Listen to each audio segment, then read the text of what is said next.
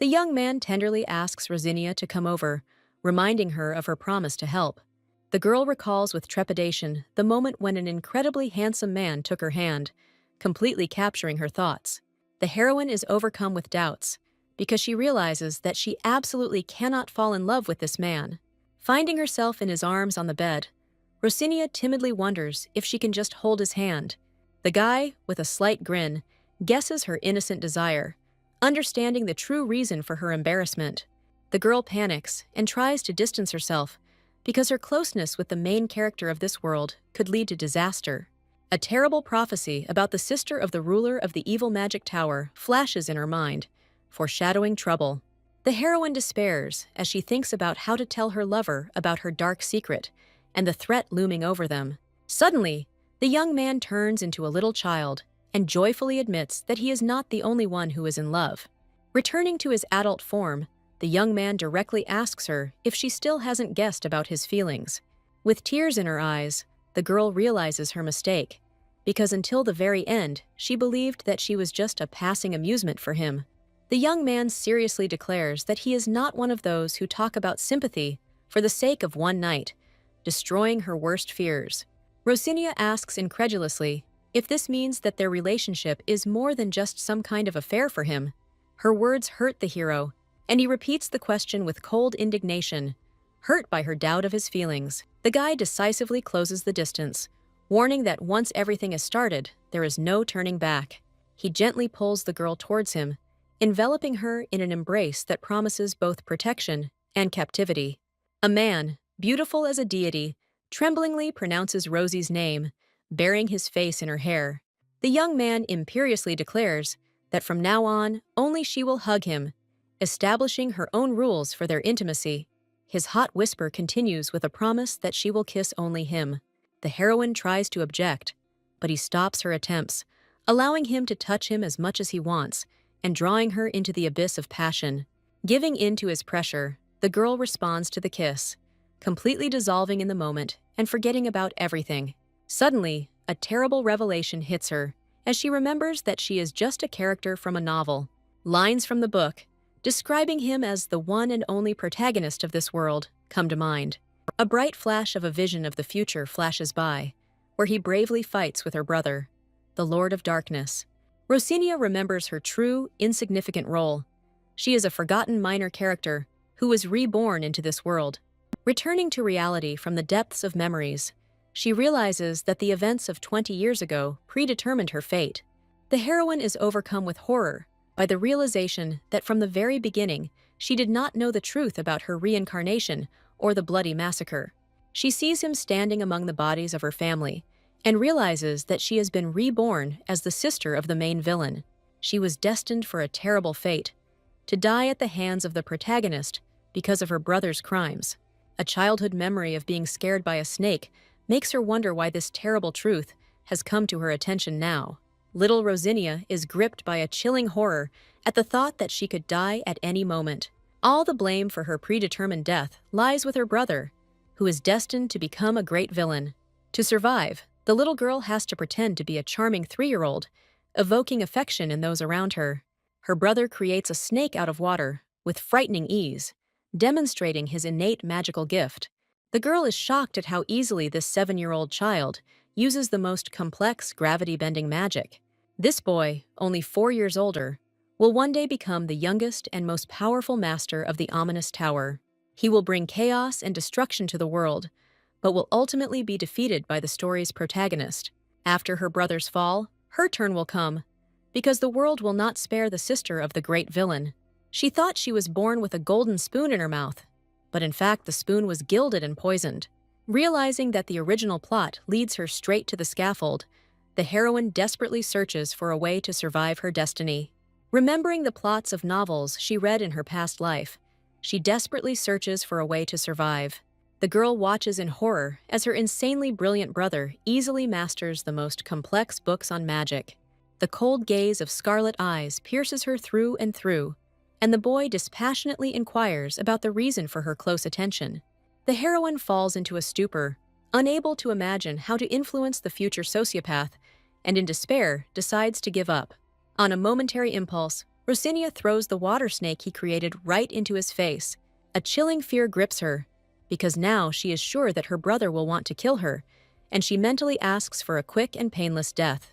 The tense silence drags on, and the girl waits with bated breath for his reaction, not understanding what is happening. Instead of the expected anger, the boy unexpectedly offers to teach her gravity-bending magic, which leaves his sister completely stupefied. Recognizing her as his sister for the first time, he declares that she too will become a genius, and calls her to him, puzzling her even more.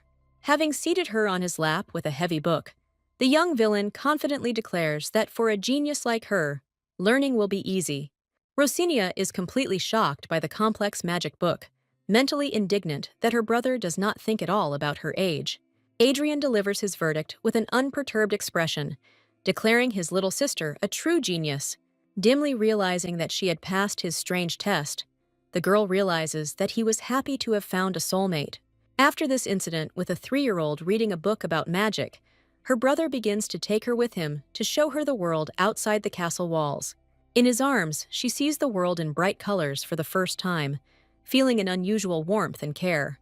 Noticing their rapprochement, Adrian announces to his father that he will personally take on all of his sister's magical training.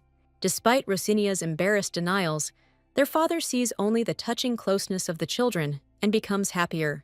Her father happily hands over her education to Adrian, horrifying the heroine with such a villainous education. The boy silently lifts her into his arms, leaving her no chance to escape or object. Cursing this damn villain in her thoughts, the little girl vows to endure everything and one day definitely tame him. Thus began her life as Hadrian's secret younger sister, hidden from everyone in a high tower. Years later, on a summer day of her 20th birthday, she had transformed into a beautiful young lady, ready to change her destiny.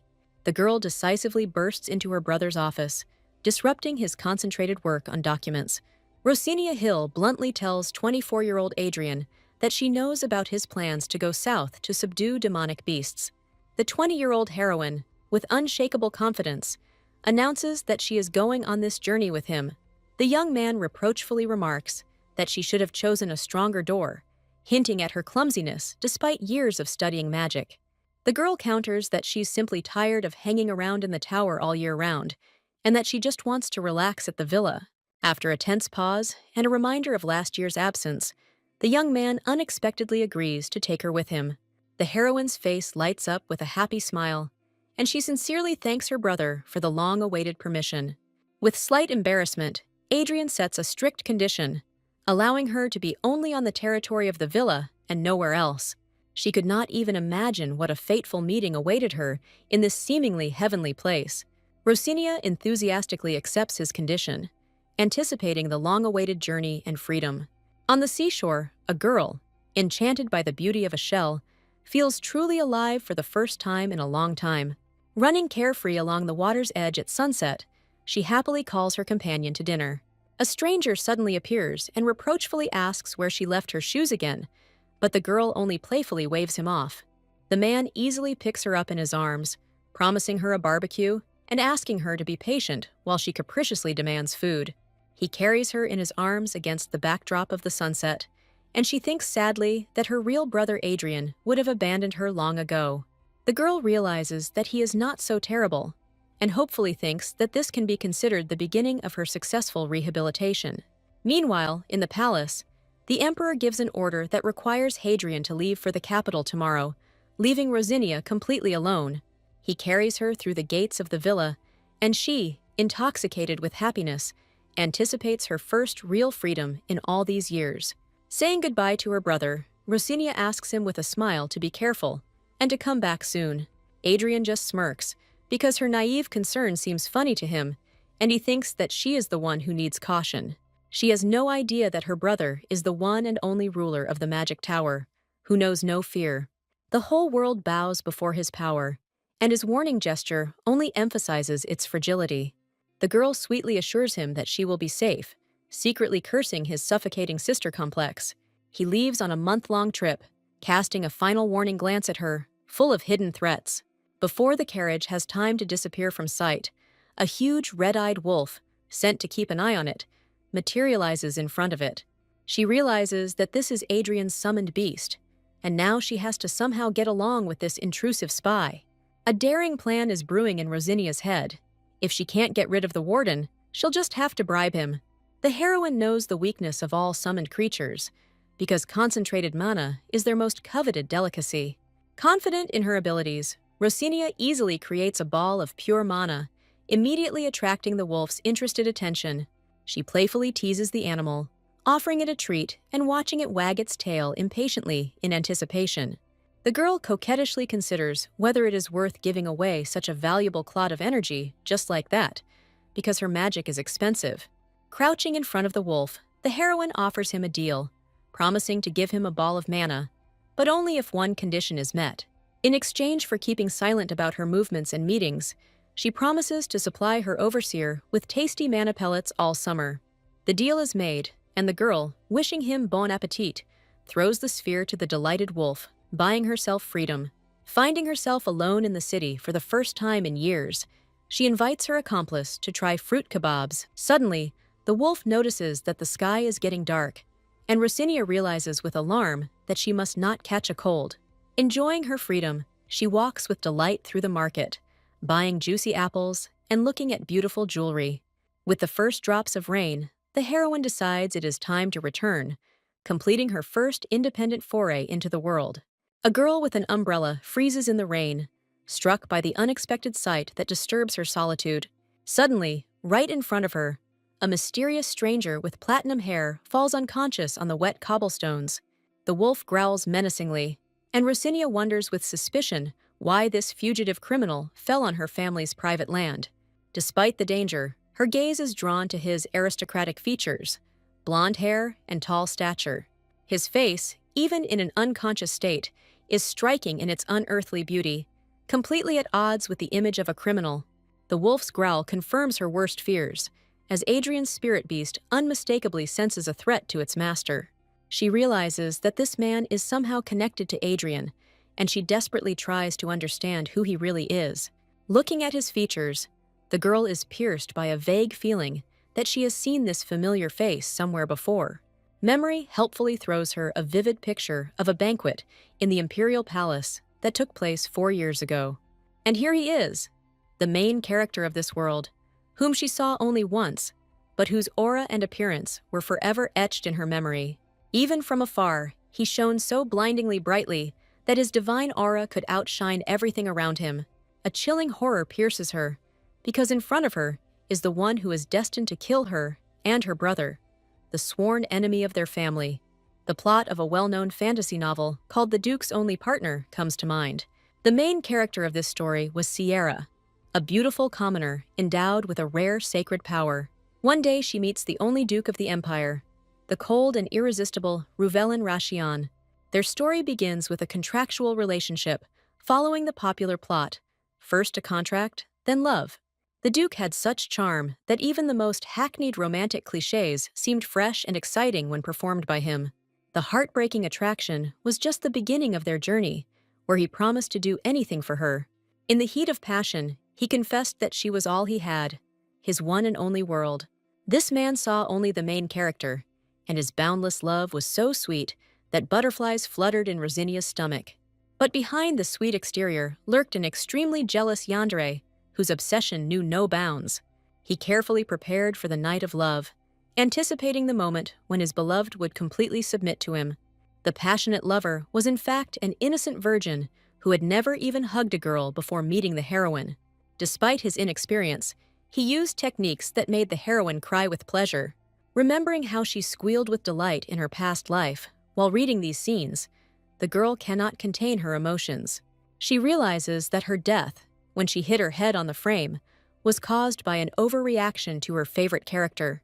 Despite the fact that he is her family's sworn enemy, Rosinia makes a firm decision.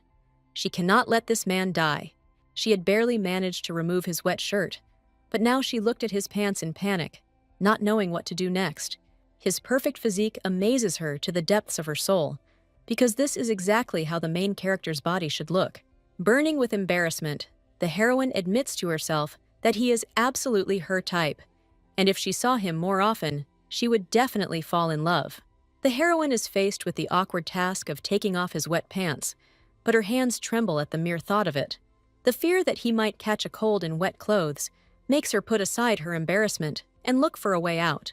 She gets the brilliant idea to use magic to change his clothes without touching his beautiful body. But even after that, she can't take her eyes off his perfect muscles, which are so eye-catching under his short shirt. Deciding that he needs a proper rest, she plans to buy him new clothes and move him to the bedroom on the first floor. However, after trying to give him medicine, the girl panicked and realized that he had suddenly developed a high fever. Even in delirium, his masculine charm is so strong that her legs give way and her cheeks turn red.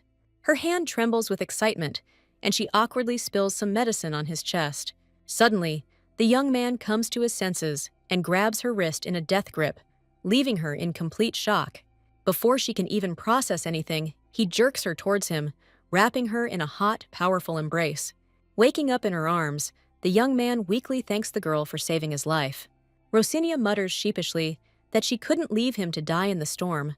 Feeling the heat of his body transfer to her, she mentally screams at the injustice, because he manages to be indecently handsome even during his illness. The guy insistently asks her to name his benefactress, looking straight into her eyes and leaving no room for retreat. The heroine is paralyzed by the realization. Can she, Rosinia Hill, the sister of his future enemy, reveal her identity to him? A daring hope is born in her head. If he finds out that it was she, from the Hill family, who saved him, perhaps the hatred towards them will weaken. A brilliant plan dawns on her. If she plays this card correctly, she can change her destiny and avoid her predetermined death. Having made her decision, the girl looks at him with a gentle smile and, overcoming her fear, introduces herself with her real name. He repeats her name with surprise and recognition, confirming that she is the one he was thinking of. When she asks how he knows her, the young man answers with a mysterious smile that it would be simply impossible not to know her. He says with a gentle smile that she is the only younger sister of Adrian Hill, the princess of the Magic Tower. The girl's heart beats wildly from his closeness and beauty, and she thinks that she is about to die from an excess of feelings. Rosinia is embarrassed, because this is the first time a man has met her and called her by her first name instead of lady. His manner of speaking creates a strange feeling, as if he were an old acquaintance of hers who always addressed her that way. Gathering her courage, she confirms his identity, barely pronouncing the Duke's name, and is embarrassed by their closeness. The girl tries to justify her knowledge by saying that he is simply a very famous person in the Empire. But all her thoughts become confused when she looks at his face again and is amazed by his divine beauty. She can't believe that it's simply impossible to forget a person she saw only once. His charming smile completely unsettles her, and Rosinia, in a panic, decides that she urgently needs to get out of his arms. However, when the heroine tries to pull away, he only presses her tighter to himself, not giving her a single chance to escape. The stranger scorches her ears with a whisper of an abbreviated name and makes Rosinia freeze from an unprecedented closeness. The girl's heart skips a beat from acute misunderstanding, because this cold man sees her only for the second time in his life. The hero powerfully draws her to himself, breaking down all barriers and forcing the heroine to vainly appeal to his title. Rosinia attributes his uncharacteristic tenderness to a clouding of his mind due to the unbearable suffering that is currently tormenting him. Finding herself trapped in his embrace on the bed, the girl panics and realizes that the handsome young man's forehead is literally burning. A wounded man pours out his pain in a confession about a slow death from a terrible agony burning him from within. The heroine makes a bold assumption about a magical illness and finds in Ruvelin's eyes a bitter confirmation of her rightness. The memory of the novel she read reveals to her the true price of its greatness, which only a chosen couple can alleviate. In the original story, this saving role belonged to the bright Sierra, called upon to tame the darkness in the heart of the aristocrat. Rosinia freezes in complete shock as the plot has finally broken down, and the Duke seeks solace in the bedroom of his sworn enemy. Relying on vague memories from the original story, Rosinia desperately tries to figure out what to do now.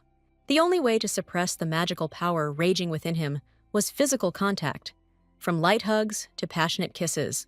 The heroine is pierced by horror from the realization of why she ended up here instead of Sierra, because now she has to become his medicine. Distraught with pain, Ruvaline asks Rosie with a pleading voice not to leave, begging her to stay with him. His touch is burning, and madness splashes in his gaze, and the girl understands that she has fallen into a deadly trap. She realizes with horror that the more he loses his mind, the more dangerous it is for her to be alone with him. He holds her tighter to him, and his broken whisper of a single request makes her heart freeze with fear. His hot breath touches her lips as he asks her directly to kiss him, offering the most terrifying way out of the situation. The terrible truth from the novel flashes in his memory. If she leaves him now, the raging magical stream will simply kill him. Watching this beautiful man die in her arms, Rosinia realizes she simply cannot allow this to happen. Rosinia, in a panic, rejects the very idea of intimacy because suppressing madness is the main character's task, not hers. She desperately tries to resist because her common sense screams that getting involved with the main character is the worst possible idea. His hot whisper asking for a kiss and his desperate confession that he will die without her destroys all her defenses. The girl tries to reach out to him by asking about his well-being, but his closeness threatens to plunge her into trouble. He only repeats that he feels death approaching and clings to her even tighter, seeking salvation in her warmth. His plea for help and desperate admission that he needs her leaves her with a terrible choice. A scream runs through her head.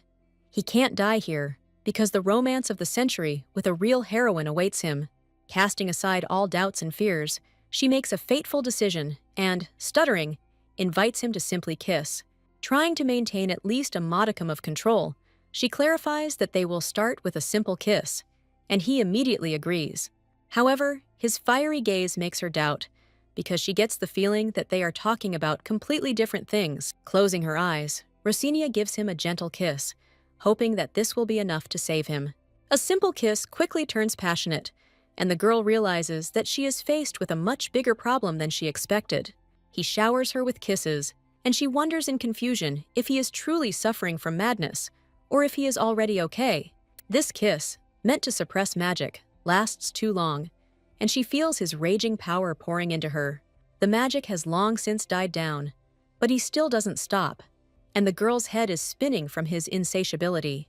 She weakly tries to push him away, but he only softly says her name and continues caressing her, completely ignoring her protests.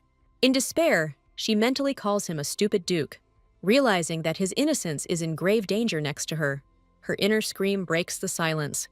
Where is his beautiful heroine, and why is he doing this to her, the sister of his enemy? Suddenly, he sits up, his face contorted in pain again, even though the magic seemed to be under control. He looks at her with a hazy gaze, and despite her pleas to stop, his desire only seems to grow stronger.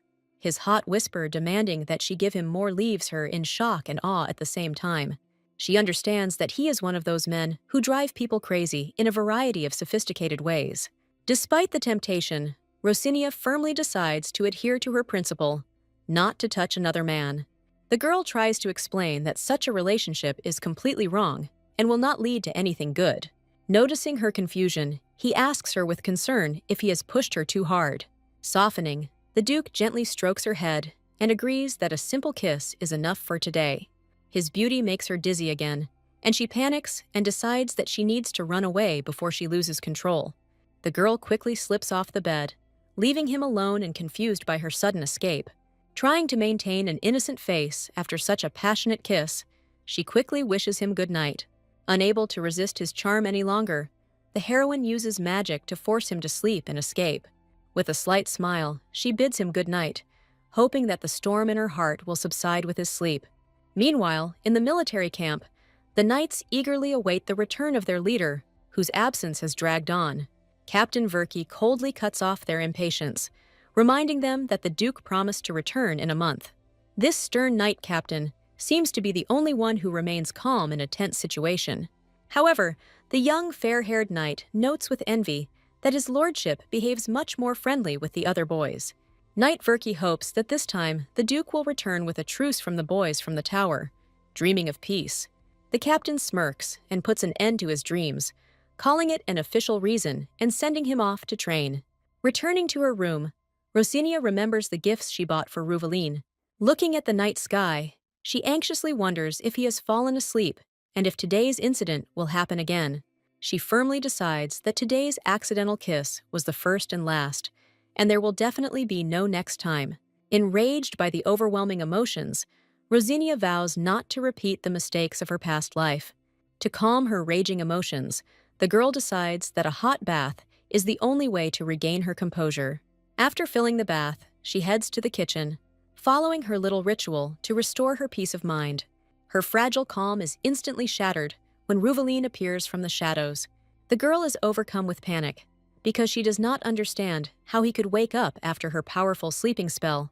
Her brain shuts down in embarrassment when she notices that his robe is open, revealing his perfect torso.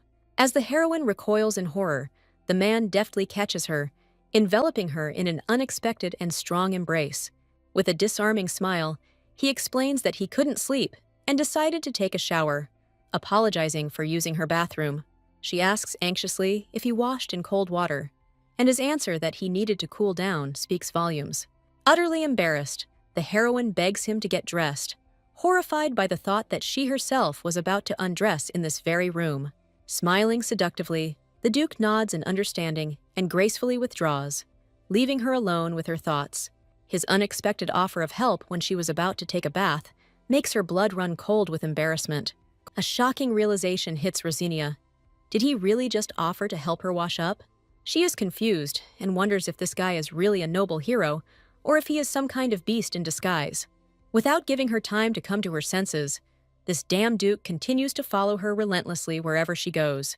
Fate, the villain, mocks her, because the Hill and Ration families have been sworn enemies for many generations.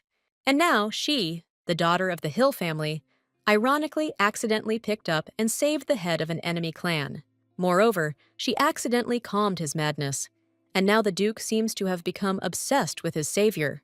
In despair, the girl clutches her head, realizing that she will have to somehow hide him from her family and the whole world. He thanks her for her help, and she responds politely, realizing that their destinies are now much more closely linked. The young man hugs her tenderly, and his gentle touches make her heart flutter with mixed feelings. An innocent question about her well-being sets off a storm in her soul, because she understands that she is completely unwell, and it is only his fault. Responding to the kiss, Rosinia completely loses control, realizing that all the blame for her condition lies with this man. She desperately wants him to let her go, but his arms only tighten, holding her captive in his scent. The girl feels helpless because this man continues to hold her tightly, not intending to let go for a second. She is tormented not only by the fear of the feud between their families, but also by an unbearable feeling of shame in front of the main character. He throws her off guard with a quiet reminder that it was she who took the initiative in kissing him. The heroine understands that she has fallen into the trap of his embrace, from which she can no longer escape. Burning with embarrassment, Rosie mumbles an apology, admitting that she was too impulsive and gave in to the moment. Gathering the last remnants of her will, she firmly promises him that something like this will never happen again. Smiling seductively, Ruvelin notes that she is indeed impulsive around him, and he likes it. He asserts that it's time for them to go to bed, ignoring her attempts to keep her distance. His offer to take her to the bedroom makes the girl refuse in panic, but her embarrassment reveals her true feelings. Before she can escape, he gently brings a lock of her hair to his lips, inhaling her scent and completely destroying her will. Waking up the next morning, Rosinia is horrified to realize that she has overslept, and now who knows what this man could have done. To her relief, he is still asleep, and the loyal guard wolf happily wags his tail, confirming that nothing has happened. The girl looks with tenderness and anxiety at the sleeping Duke Rashien, drowning in flowers and morning light. Suddenly, a strong hand grabs her by the waist, and she screams in surprise, not even having time to understand what is happening.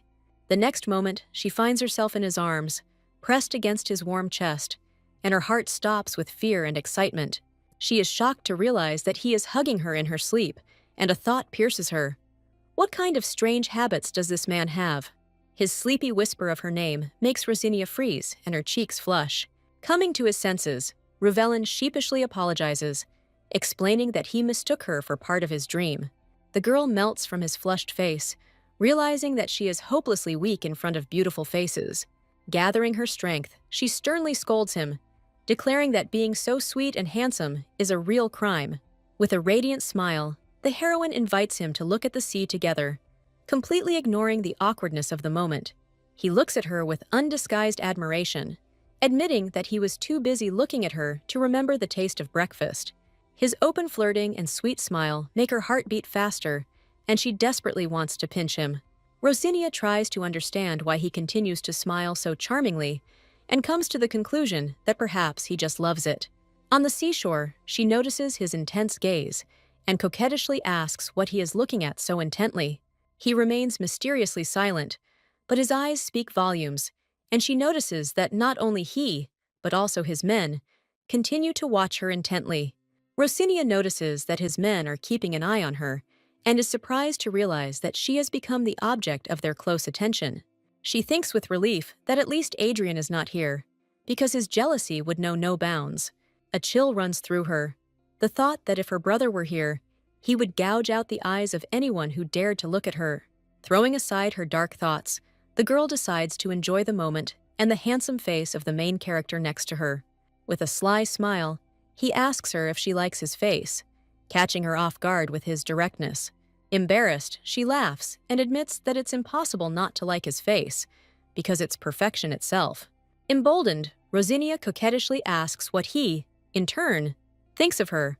Hoping for a compliment, she eagerly awaits his answer, because she is very interested in what this picky handsome man thinks about her.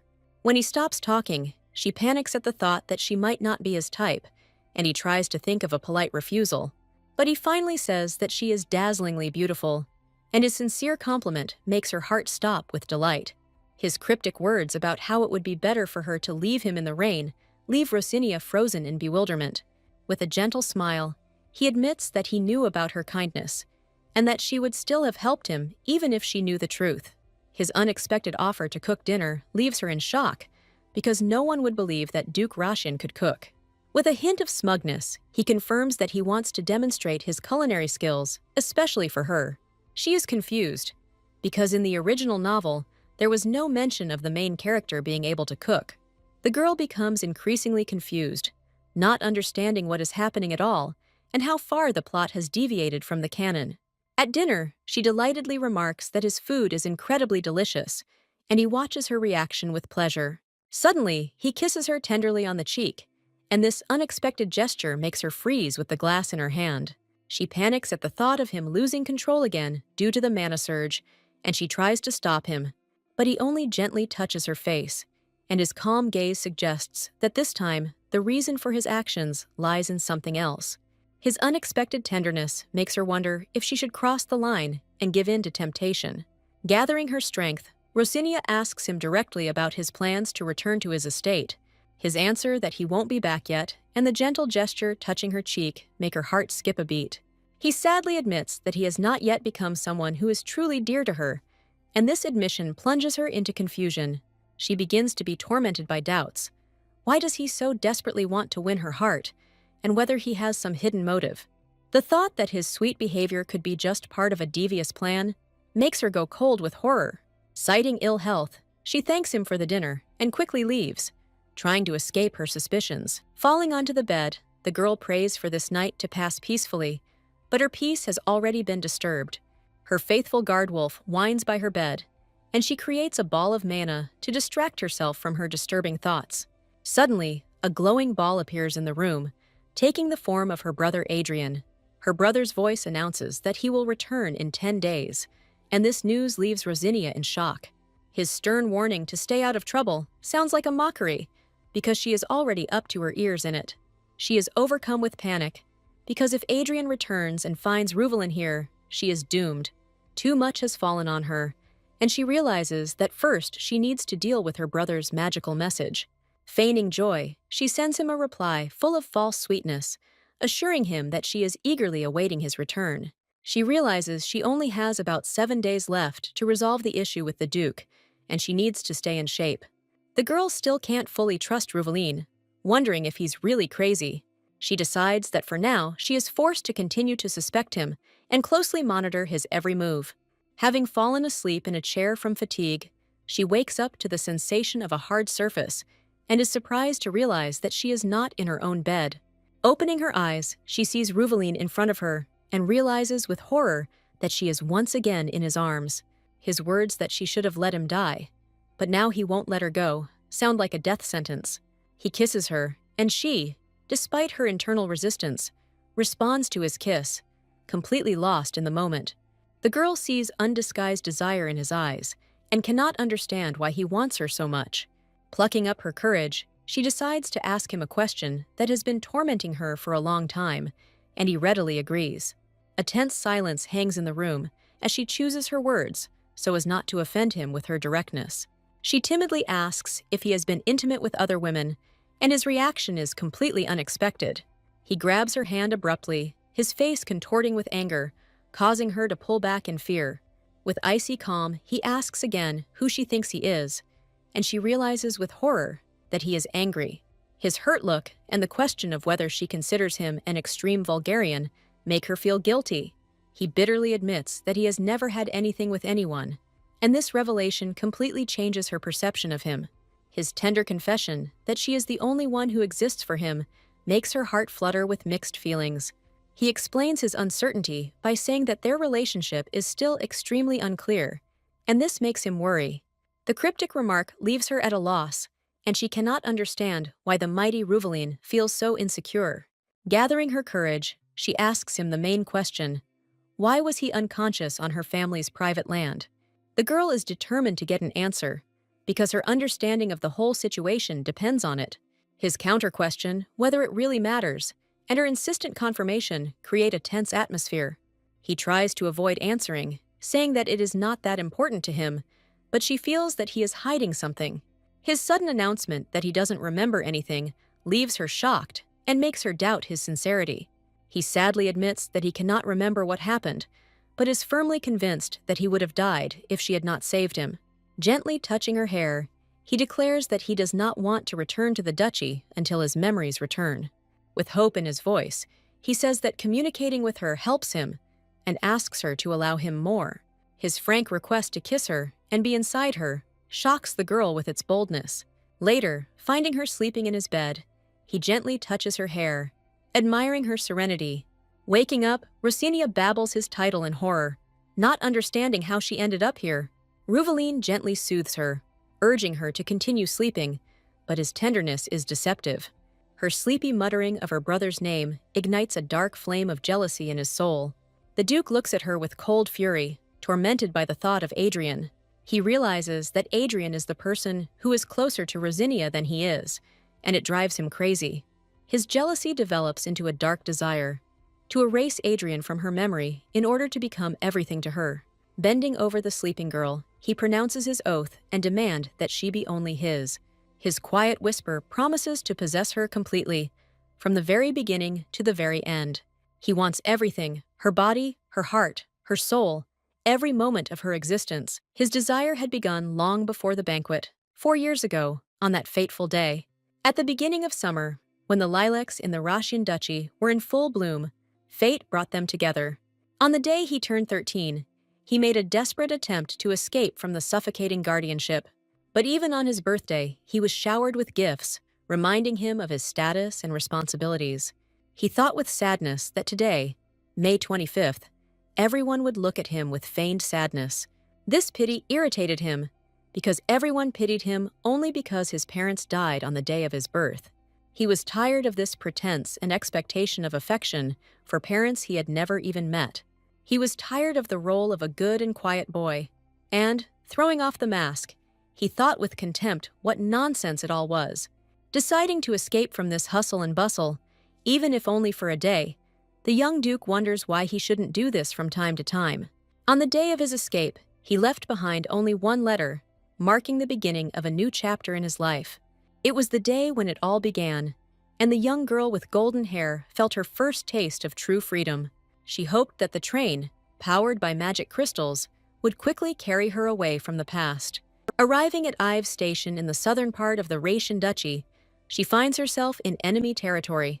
She is alarmed to realize that this territory is under the control of the Hill family, and the mages there are no match for her. Meanwhile, the young Duke thinks with disdain of those who see him only as a precious object for testing. His unique birth with divine and magical powers made him a desirable target for those who craved power. With a bold confidence, the girl declares that she is not afraid of trash like the Hill family. The faint scent of roses catches her attention, and she decides to take a quick look around, not suspecting that it will change her life. The girl wonders with admiration what kind of magician with such a sense of beauty could have built such a wonderful villa. Looking into the garden, she sees a young lady with pink hair serenely painting surrounded by flowers. The beauty and serenity of this girl captivate her, creating an almost unreal picture. A shocking guess strikes her. Could this really be the same daughter that the head of the Hill family had so carefully hidden? She realizes with horror that in front of her is the daughter of the ruler of the magic tower, who is already studying dark magic. Coming closer, she sees that the young lady has simply dozed off over her drawing, and her fears seem ridiculous. A sudden gust of wind blows open the sleeping girl's clothes, and she instinctively covers herself, waking up. Their eyes meet, and the young lady looks at the uninvited guest in surprise. The awkwardness of the moment makes her jump, and she steps back awkwardly, unsure how to react. The girl notes with surprise that this noble lady, despite her status, seems just as ordinary and vulnerable. The lady responds to the innocent question with a disarming smile and a compliment that completely confuses the runaway girl. Stunned and confused, she runs away in panic, leaving behind a confused Rosinia, who calls out to her in bewilderment. Her short summer of freedom is cut short just before her birthday, when she is returned to the duchy as quickly as she fled. She tries to convince herself that it will be easy to forget that rose-like girl, but her image haunts her thoughts. 4 years and 3 months later, an invitation from the Empress herself, addressed to His Highness, arrives at the magnificent palace. The mature Duke accepts the invitation to the banquet with cold determination, realizing that it is his duty. As he prepares to go out, he orders that his outfit be in blue tones, and this choice seems far from random. The day of the banquet arrives, and the imperial palace sparkles with splendor, gathering under its vaults all the nobility of the empire. The center of everyone's attention is Ruveline, whose beauty and presence attract admiring glances from all sides. But his thoughts are not occupied with small talk, but with the rumor that his sworn enemies will be here today. The spectacular appearance of Adrian and Rosinia in the light-flooded ballroom leaves all the guests speechless in amazement. A whisper runs through the hall as everyone recognizes the tower's powerful master and his mysterious, beautiful companion. In her soft blue dress adorned with roses, Rosinia looks like the very embodiment of innocence and beauty. Recognition strikes Ruveline. This is the same young lady from his vague but cherished memories of escape. He says her name, Rosinia Hill, with bated breath, and her serene image is forever imprinted on his memory. The Crown Prince approaches her and makes a bold compliment, catching the girl off guard with his directness. Whirling in a dance, Rosinia shyly thanks the prince for his kind words and admiration for her beauty. Watching them from the sidelines, Ruveline wonders why Adrian, who had so carefully hidden his sister all this time, suddenly decided to show her to the world. His thoughts take on a dark hue, and he moves towards the dancing couple with cold determination, exuding menace. The Duke's gaze, filled with icy fury, is fixed on the damn Crown Prince, and he considers whether to strip him of his title right now. Two sworn enemies, Ruveline and Adrian, meet eyes, and the air between them sparkles with unspoken hatred. Ruveline's thoughts are occupied by only one name, Adrian Hill, and he can hardly contain his rage. As he watches Rosinia flirt with the prince, he sees the ominous shadows of her brother and his allies looming behind her. He is struck by the unpleasant realization that he feels a strange resemblance to Adrian Hill, and it infuriates him. Unable to bear the sight any longer, Ruveline resolutely approaches Rosinia, interrupting her dance with the prince. His beauty and commanding aura, enhanced by the blue colors in his attire, make everyone around him freeze. At the same time, Adrian looks at his sister with pride and tenderness, enjoying her debut in high society.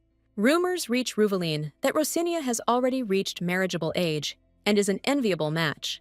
Everyone around is blinded by this mage from the tower and his beautiful sister, not noticing the dark aura surrounding them. He listens with disdain to the talk about how the younger sister of the head of the Hill family looks sweet and kind, knowing that they are all mistaken. With icy fury, Ruveline orders the gossip to be silent, for no one dares insult her in his presence. His assistant watches in bewilderment as the Duke enthusiastically reads a book about desserts, not understanding why he collects such strange things. This is not the only oddity, because the Duke, who always despised sweets, suddenly decided to study a book of dessert recipes. A little later, in May, when the lilacs are blooming in Rashin's garden, his thoughts are occupied by something completely different. The image of a mysterious rose of an enigmatic color, an uninvited guest in his garden, comes to his mind. The more he thinks about this girl, the more he wants to see her, and he desperately looks for a way to meet her. His assistant is shocked by the unexpected question, not understanding what is happening to his master. Ruvelin notes with annoyance that damn Adrian Hill continues to ignore all his letters. An idea strikes him, and he interrupts his thoughts to ask who this Adrian Hill is, pretending not to know him. He realizes that there is no way to send a letter directly to Rosinia, and this outrageous limitation infuriates him. The Duke jokingly suggests that the Archmage is holding his little sister captive, and his assistant is horrified to realize that he is talking about the crazy Hill family of mages. Ruvelin desperately searches for a way to contact her, but realizes what a fool he was not to take the chance at the ball. He regretfully recalls how he became confused in the banquet hall, missing the opportunity to talk to her. With cold determination, he declares that he should not have tried to talk, but should have simply kidnapped her. Under the influence of this extraordinary obsession, he finds a super way to meet Rosinia. At the train station, people look at a lonely dog in surprise, not understanding whose pet it is and whether it is the magician's dog. But the problem is that he is not in his human form, and by taking the form of a white dog, he easily jumps over the fence. He knows that Rosinia will spend every summer here, and this is his only chance. For a long time, he tried to get rid of these obsessive feelings, but in the end, he ended up here, following the call of his heart. After searching the garden, he realizes with disappointment that she is not there, and wonders where she is and why she did not come. After searching every corner of the garden, he sadly realizes that she is not here, and his heart sinks with disappointment. He is overcome with despair at the thought that he might never meet her again. Suddenly, Rosinia appears in the garden, and her surprised question about dogs sounds like music to his ears. She strokes his head tenderly, and he, forgetting about everything, cuddles up to her hand. Unable to contain his joy, he falls on his back, exposing his belly to her caresses, and completely loses control of himself. Her gentle touches to his stomach make him freeze with unexpected pleasure. He dreams of feeling these warm and soft hands every day, and is ready to remain a dog forever. She wonders in surprise how he got here, and he realizes that his disguise is almost blown. Realizing that in the form of a dog, he cannot become either her lover or her fiancé, he decides to simply be her faithful dog. He wants to turn back into a human, but he's afraid that it will scare her and she'll run away, so he decides to stay in this cute form for now. He decides that if he gradually gets closer to her in his dog form, his revelation will not upset her so much. He is tempted to kiss her on the cheek, but he immediately pushes the thought away, because that would be too much even for a dog. Suddenly, Adrian appears in the garden, and his cold gaze directed at the dog does not bode well. Rosinia greets her brother joyfully, not noticing the tension, and tells him about the cute dog she found in the garden. With naive simplicity, she asks if it was he who brought this dog, and Ruvelin inwardly shudders from her touch. Adrian looks at the dog with disdain, coldly declaring that he would never bring such a stupid creature that can't even speak. He subtly hints that his spirit beast, unlike this simple dog, does not speak, and Ruvelin realizes that he has been found out. Unable to bear the humiliation any longer, he breaks away and runs away, leaving behind a surprised Rosinia. She panics and screams at her brother not to use his magic on the dog, but her words are lost in the air. Adrian, ignoring her pleas, releases a powerful blast of magic that reaches Ruvelin and reveals his true nature. Adrian looks with disdain at Ruvelin, whose sacred power, in his opinion, does not know its place and gets into things where it shouldn't. He is irritated that this stranger dares to call his sister by the short name Rosie, which is a sign of unacceptable intimacy. Time passed, and within 4 years, perhaps due to Hadrian's increased surveillance, Rosinia seemed to have disappeared without a trace. Not seeing her even once during these long 4 years, Ruvelin Rushian gradually went mad with longing and uncertainty. He was overcome with despair at the thought that if he never saw Rosie again, there was no point in living anymore. Unable to bear the separation any longer, he sits down at the table and begins to write countless formal proposals. He sent many letters, but everything that came back was laced with poison and threats. Adrian's answer was cold and cruel. If he wanted to appear dead at the wedding, he could continue to ask for his sister's hand. This letter was the first and the last, and Ruvelin realized with bitterness that Rosinia most likely did not even know of its existence. He wonders if she has ever missed anyone as long and as intensely as he misses her. Ruvelin asks hopefully if Rosinia will stay at the villa, and his assistant confirms this information. The news that Adrian Hill is heading to the South Seas to get rid of magical beasts makes him think. He understands that this is his only chance, because Her Highness, his sister, will most likely remain in the Hill family villa. His heart skips a beat with anticipation, because he will finally see her again, grown up and even more beautiful. A sudden attack of weakness causes him to collapse, and he does not understand why his instability has manifested itself now, and not after 25 years. He loses consciousness in the pouring rain, and the last thing he sees is her silhouette with an umbrella and her faithful wolf next to her. Waking up, he sees her face and whispers with relief that she has come, his long-awaited destiny. When Rosinia wakes up the next morning, she smells a sweet scent and is surprised to find that she is not in her room. She sees Ruvelin in front of her and, in a panic, mumbles his title, not understanding what is happening. He tells her it's 9:45 a.m., and she asks him not to come any closer, but her confusion and fear tell her it's too late. His bold proposal to spend the whole day lounging around and getting to know each other naked makes her die of shame.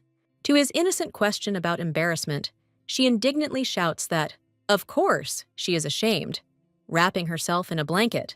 Her embarrassment only serves to excite him, and he smiles and notes that it makes the idea even more appealing. Having apologized in advance, he pulls her towards him and kisses her, despite her weak protests. A gentle kiss on the cheek makes her freeze, and she babbles that he should stop, but it's too late. Picking her up in his arms, he delightedly notes that the roses in the garden have finally bloomed, and her beauty outshines them. She inhales the scent of roses, which always lifts her spirits, and feels completely safe in his arms. Standing on the balcony, he asks her to just kiss him, and this moment seems almost surreal to her. He silently begs her to remain blissfully ignorant and think of him only as the noble and quirky Duke of Rashian. He kisses her, hiding his dark secret, because if she found out who he really is, she would simply run away. His unexpected question about lemon water catches her off guard, and she is surprised to learn that cooking is his hobby. She doubtfully thinks that no one has seen Duke Rashin cooking, but then she remembers that she did. The conversation turns to her mother, who was one of the most famous knights in the Empire even before she became a magical swordswoman. Rosinia is amazed because he seems to know her mother, and this discovery makes her heart beat faster. She sadly recalls that after marrying and becoming a magical swordswoman, her mother gained quite a bad reputation. Despite her rudeness, she was always a loving mother to her and Adrian, who sometimes teased them by dressing her brother like a girl. Suddenly, she is overcome with longing for her mother, and she wonders if she is still alive and where she might be now. Ruvelin unexpectedly informs that his teacher is the brother of Madame Irunia, her mother. This revelation shocks her, because she knew that her mother was the illegitimate child of a nobleman, but she had never heard of her brother.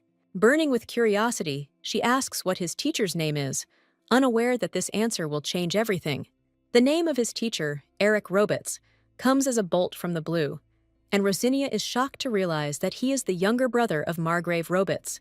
On the Idis continent, where the Hill family is renowned as the strongest mages, the Robitz family is known as a prestigious clan of swordsmen, raising the finest knights. Unlike the Robitzes, who are loyal to the imperial family, the Hills are loyal to no one, and therefore are often not considered true nobles. However, the founder of the Hill family was a member of the royal family, meaning they are still noble by blood, which adds intrigue to their story. Rosinia is struck by the realization that the strict head of the Robitz family had an illegitimate child, her mother, and this was bound to cause extraordinary events. Noticing her confusion, Ruvelin asks her with concern if everything is okay, but she just brushes it off, assuring him that she was just thinking about her mother. He sadly notes that more than 15 years have passed since her mother disappeared, and the wound is still fresh. Rosinia admits that her father is still looking for her, but she doesn't know if he will ever find her. Trying to change the subject, she calls him with delight, distracting him from heavy thoughts and returning him to the present. Sitting in the garden, he explains that his teachers call him a sage because ultimately he is both a magician and a knight, combining the power of two great families. His remark that the Rashian family dislikes titles like mage or magic swordsman makes her wonder about the oddities of that family. She realizes with horror that she has forgotten. This man is also a member of the Rashian family, and he is none other than a hero.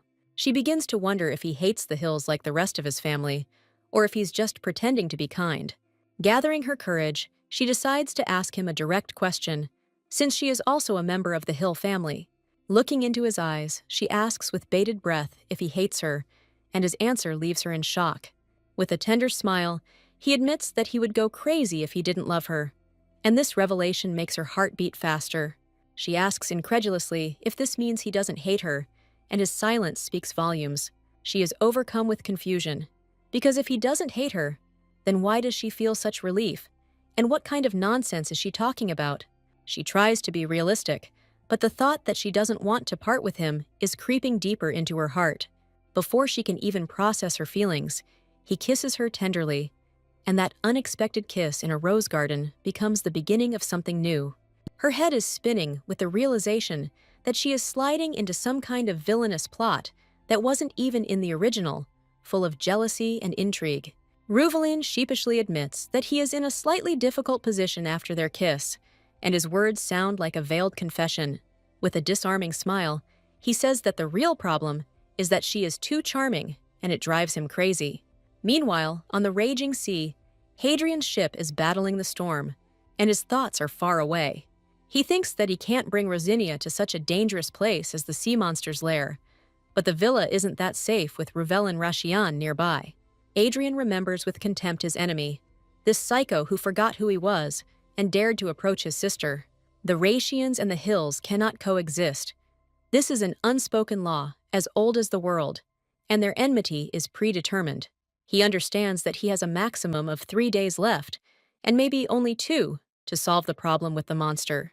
With cold determination, he decides to quickly deal with the sea monster and return to the villa, because he cannot allow some idiots to lay a finger on Rosia. He is ready to sacrifice his life for her, but if others are not ready to risk even a little finger, then they are not worth it. Waking up at dawn, Rosinia is surprised to realize that she doesn't even remember how she fell asleep. She's relieved to wake up before him, but memories of last night make her blush. His mocking words about her stamina being 0, even though he was holding back, make her blush. Collecting her thoughts, she decides that perhaps it would be worthwhile to go with Ruvelin to the coastal cliff today.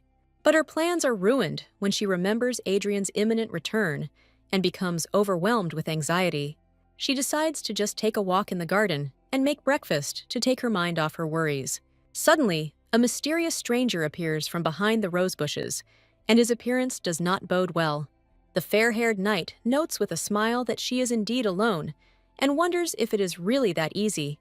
With a cheeky grin, he asks if she is the very weak spot of the tower's mad owner.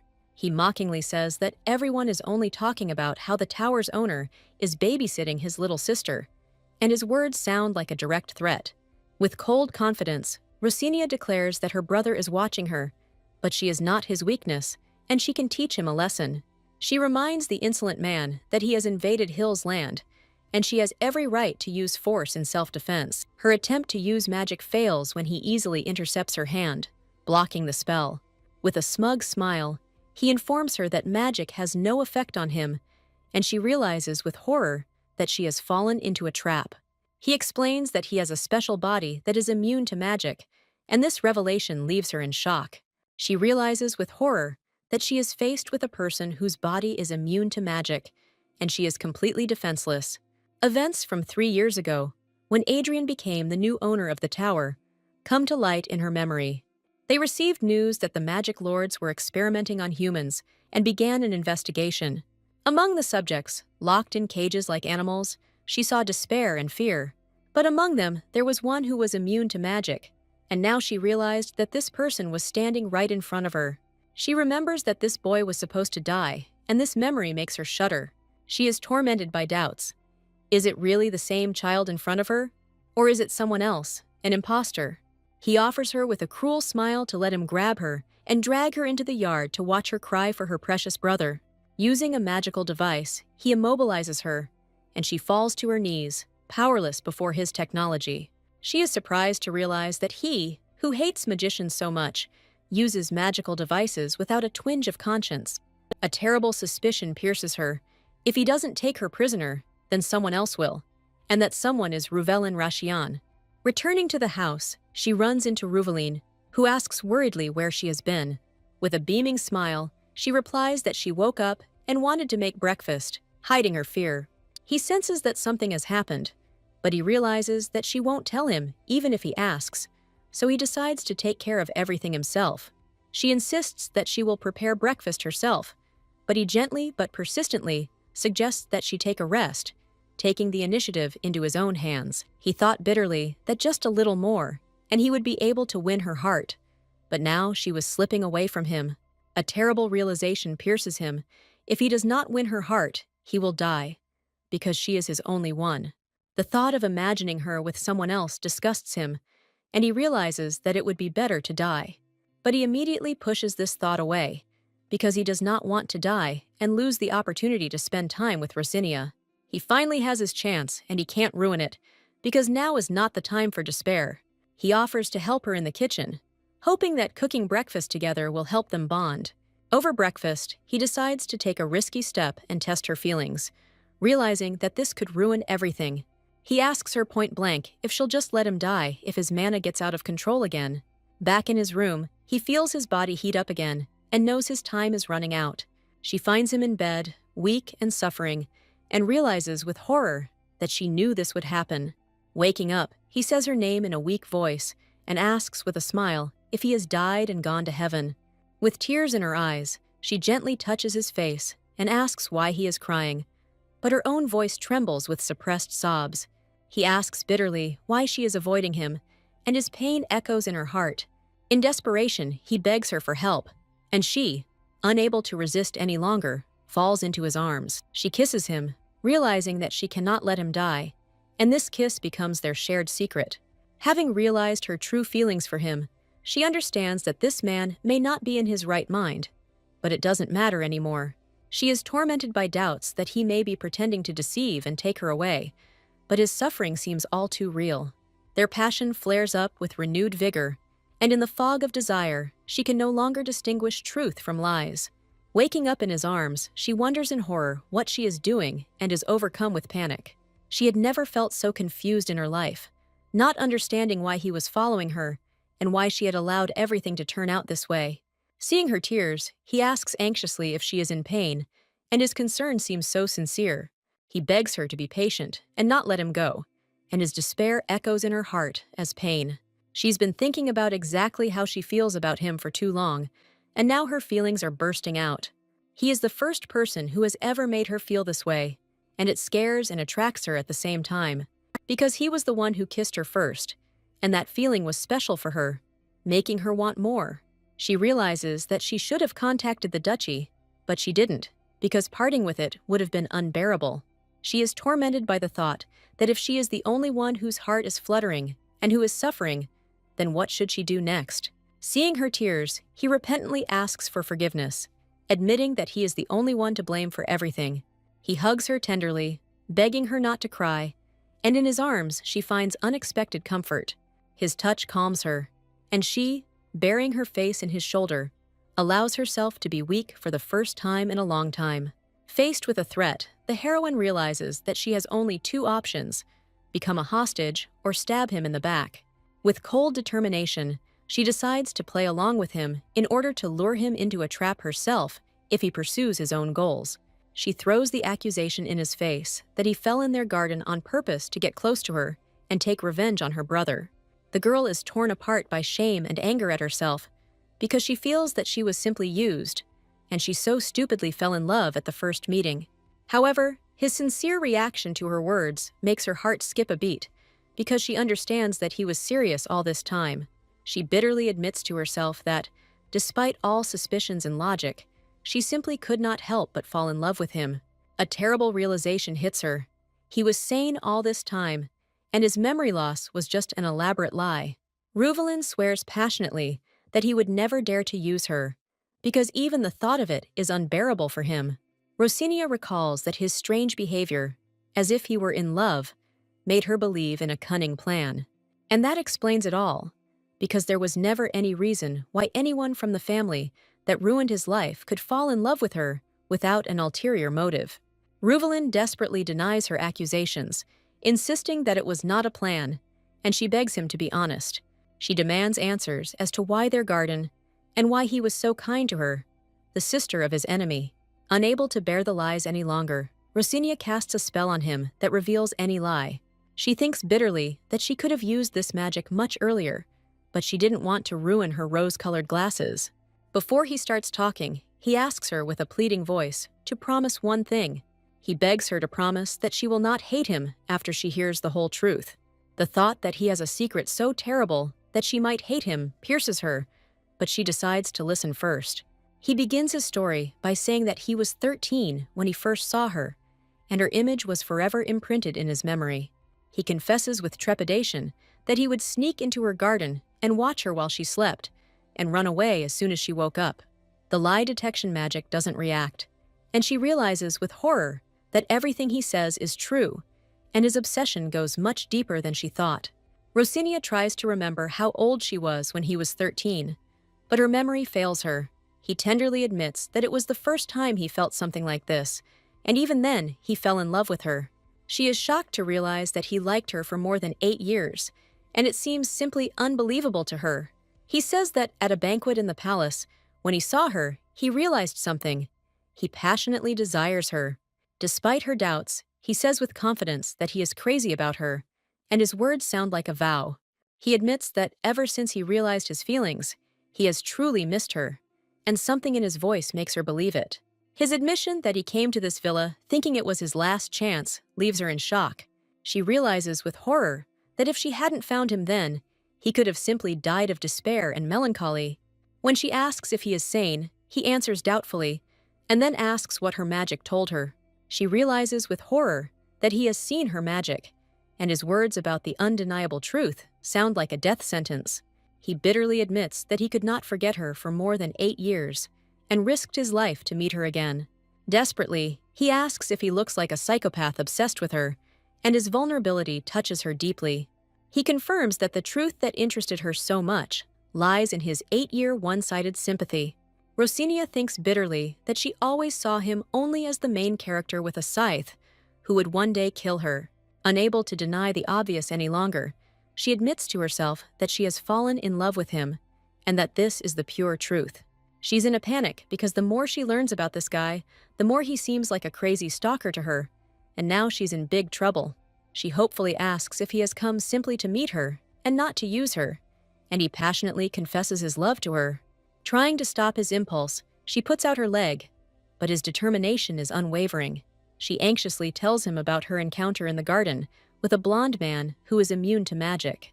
She conveys to him the threat of the stranger, who called her Adrian's weakness and promised to capture her. Ruvelin, with cold confidence, reports that the boy is Alex, his subordinate, whom he did not call here. She is shocked by this confession, but he immediately assures her that Alex's words are a lie, slyly asking if her lie detection magic still works. With the help of her magic, she makes sure that he is telling the truth, and he, with a slight grin, calls her ability a very useful thing. He states with unwavering determination that his goal has remained unchanged from the very beginning. His only goal has always been to find her, and now that he has achieved his goal, his gaze is full of tenderness. The whole room is filled with his commanding aura, and she, small and fragile, looks up at him, holding her breath. Putting aside any misunderstandings, she decisively suggests discussing what to do next, since her brother Adrian will soon return. But he interrupts her gently, touching her face tenderly, and makes it clear that there is something more important than her brother. Before she can protest, he pulls her into his arms, his heated whisper promising to ask her one and only question. Her confused question is drowned out by his sudden kiss, which takes her by surprise and makes her heart stop. His tender question about the reason for her tears makes her heart stop, and she gets lost in his caring gaze. Embarrassed, she admits that she thought he was trying to use her, and this upset her greatly. Her words hurt him, and he asks with pain in his voice if she really thought that. She cries out with tears in her eyes that it could not have been otherwise, because his good attitude confused her, making her suspect the worst. He whispers tenderly that he couldn't help but be kind to her because she is the only one for him. To her shocked question if he loves her, he answers yes without hesitation, his smile full of sincerity. He adds that his feelings go beyond love, and she panics, trying to understand what kind of fairy tale nonsense this is. With cold determination, he says that he has made his decision, and even if she hates him, he is ready to accept it. Leaning towards her, he declares that it doesn't matter when her brother comes, because it won't change anything, and kisses her. The loyal guard wolf, hearing a whine from behind the door, wonders in bewilderment why she is whining like that. A sudden noise makes her jump out of bed and rush to the window, sensing something bad is happening. Her worst fears are confirmed when she sees a ship in the distance returning to port. She realizes with horror that Adrian has returned and her secret idol is about to collapse. In a panic, she tries to wake up Ruveline, begging him to get up, because they have almost no time left. Her desperate cry that her brother has returned finally brings him to his senses, and he looks at her with concern. Trying to maintain her composure, she explains the situation to him, reminding him that they were simply holding each other for healing purposes. He offers her another option, which makes her heart skip a beat in surprise. Ruveline invites her to leave with him, promising that he can hide her from her brother and the whole world. The thought of escaping from one psycho with another seems crazy to her, but at the same time so tempting. The dog's sudden bark brings her out of her stupor, and she realizes that Adrian is almost here, and she needs to do something urgently. In a panic, Rosinia drags Ruveline to the closet, begging him to hide, because her brother is already here. Her impatience amuses him, and he says her name with a tender smile, enjoying the moment. Before she can object, he kisses her, and this unexpected kiss makes her forget about everything. With a slight grin, he asks if she is ready to listen to him now, and offers to create a loophole for his escape. He asks her to just hide until he gives the signal, and his confidence calms her down a little. His question about whether she will go with him alone makes her think. But there is no time to think. She decides to go with him, realizing that she will have to think about it later, and enters the dark closet. Hidden, she looks at him through the crack with a smile, and trust can be seen in her eyes. Adrian appears at the door, and she greets him with feigned joy, hiding her excitement.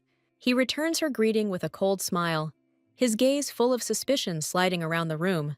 Rosinia decides to take a risk and play the role of a loving sister, because acting as usual would arouse suspicion. Casting aside all doubts, she decides that she has nothing to lose, and there is no harm in trying. With feigned joy, she throws herself into her brother's arms, welcoming his return. She complains that she was bored alone, and even meals alone were too dull. With a flirtatious smile, she invites him to have breakfast together and asks what he would like. Her overenthusiasm makes her shudder inwardly at the thought that she has gone too far. Adrian asks suspiciously if she ate something bad, or if she was dizzy from the heat. He notes that she never acts so sweet without a reason, and his gaze becomes even more suspicious. Having come to terms with her strange behavior, he invites her to do whatever she wants. Because he has prepared something delicious for her, she wonders with relief if she should add a sedative to the food, but his cold gaze makes her freeze. As she prepares breakfast, Rosinia is relieved that everything went well, but her peace does not last long. A sudden noise makes her jump, and she wonders anxiously what it could be. A terrible guess pierces her, and she, dropping everything, runs towards the sound, shouting out Ruveline's name.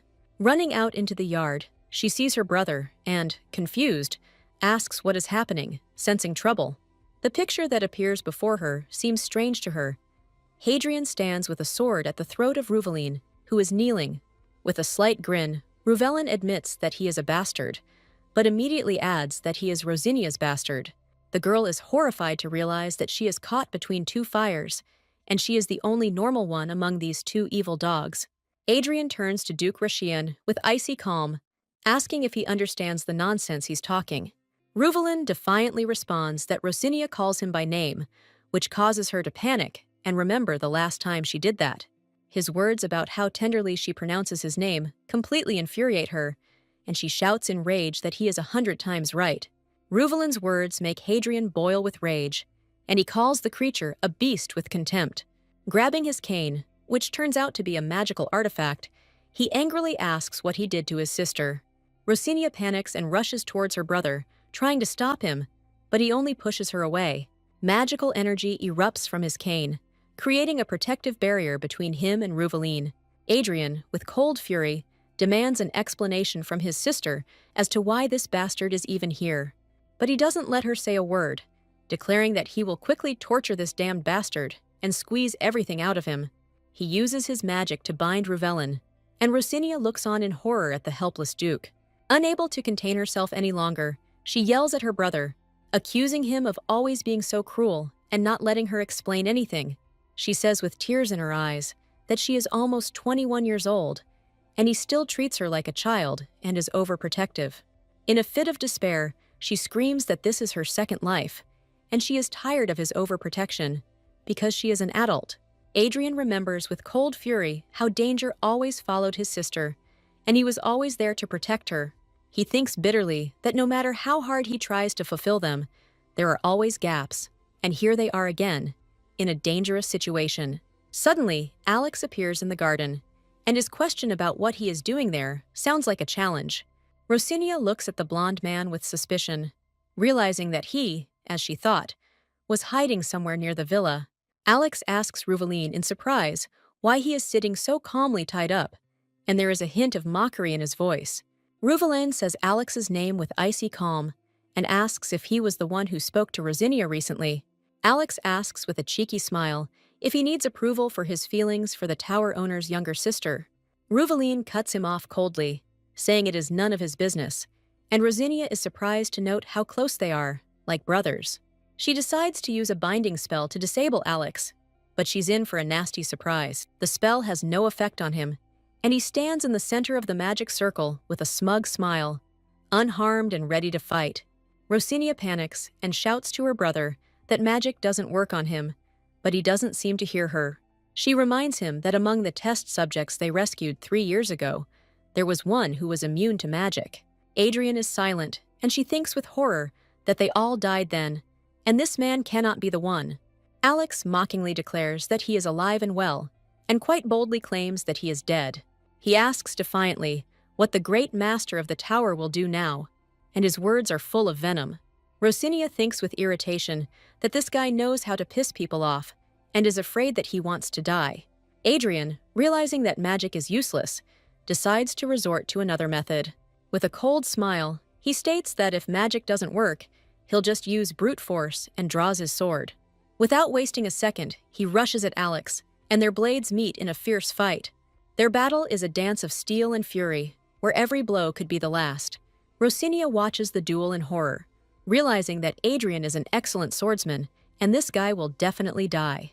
Suddenly, Ruvelin hugs her from behind and asks if she really isn't going to run away with him.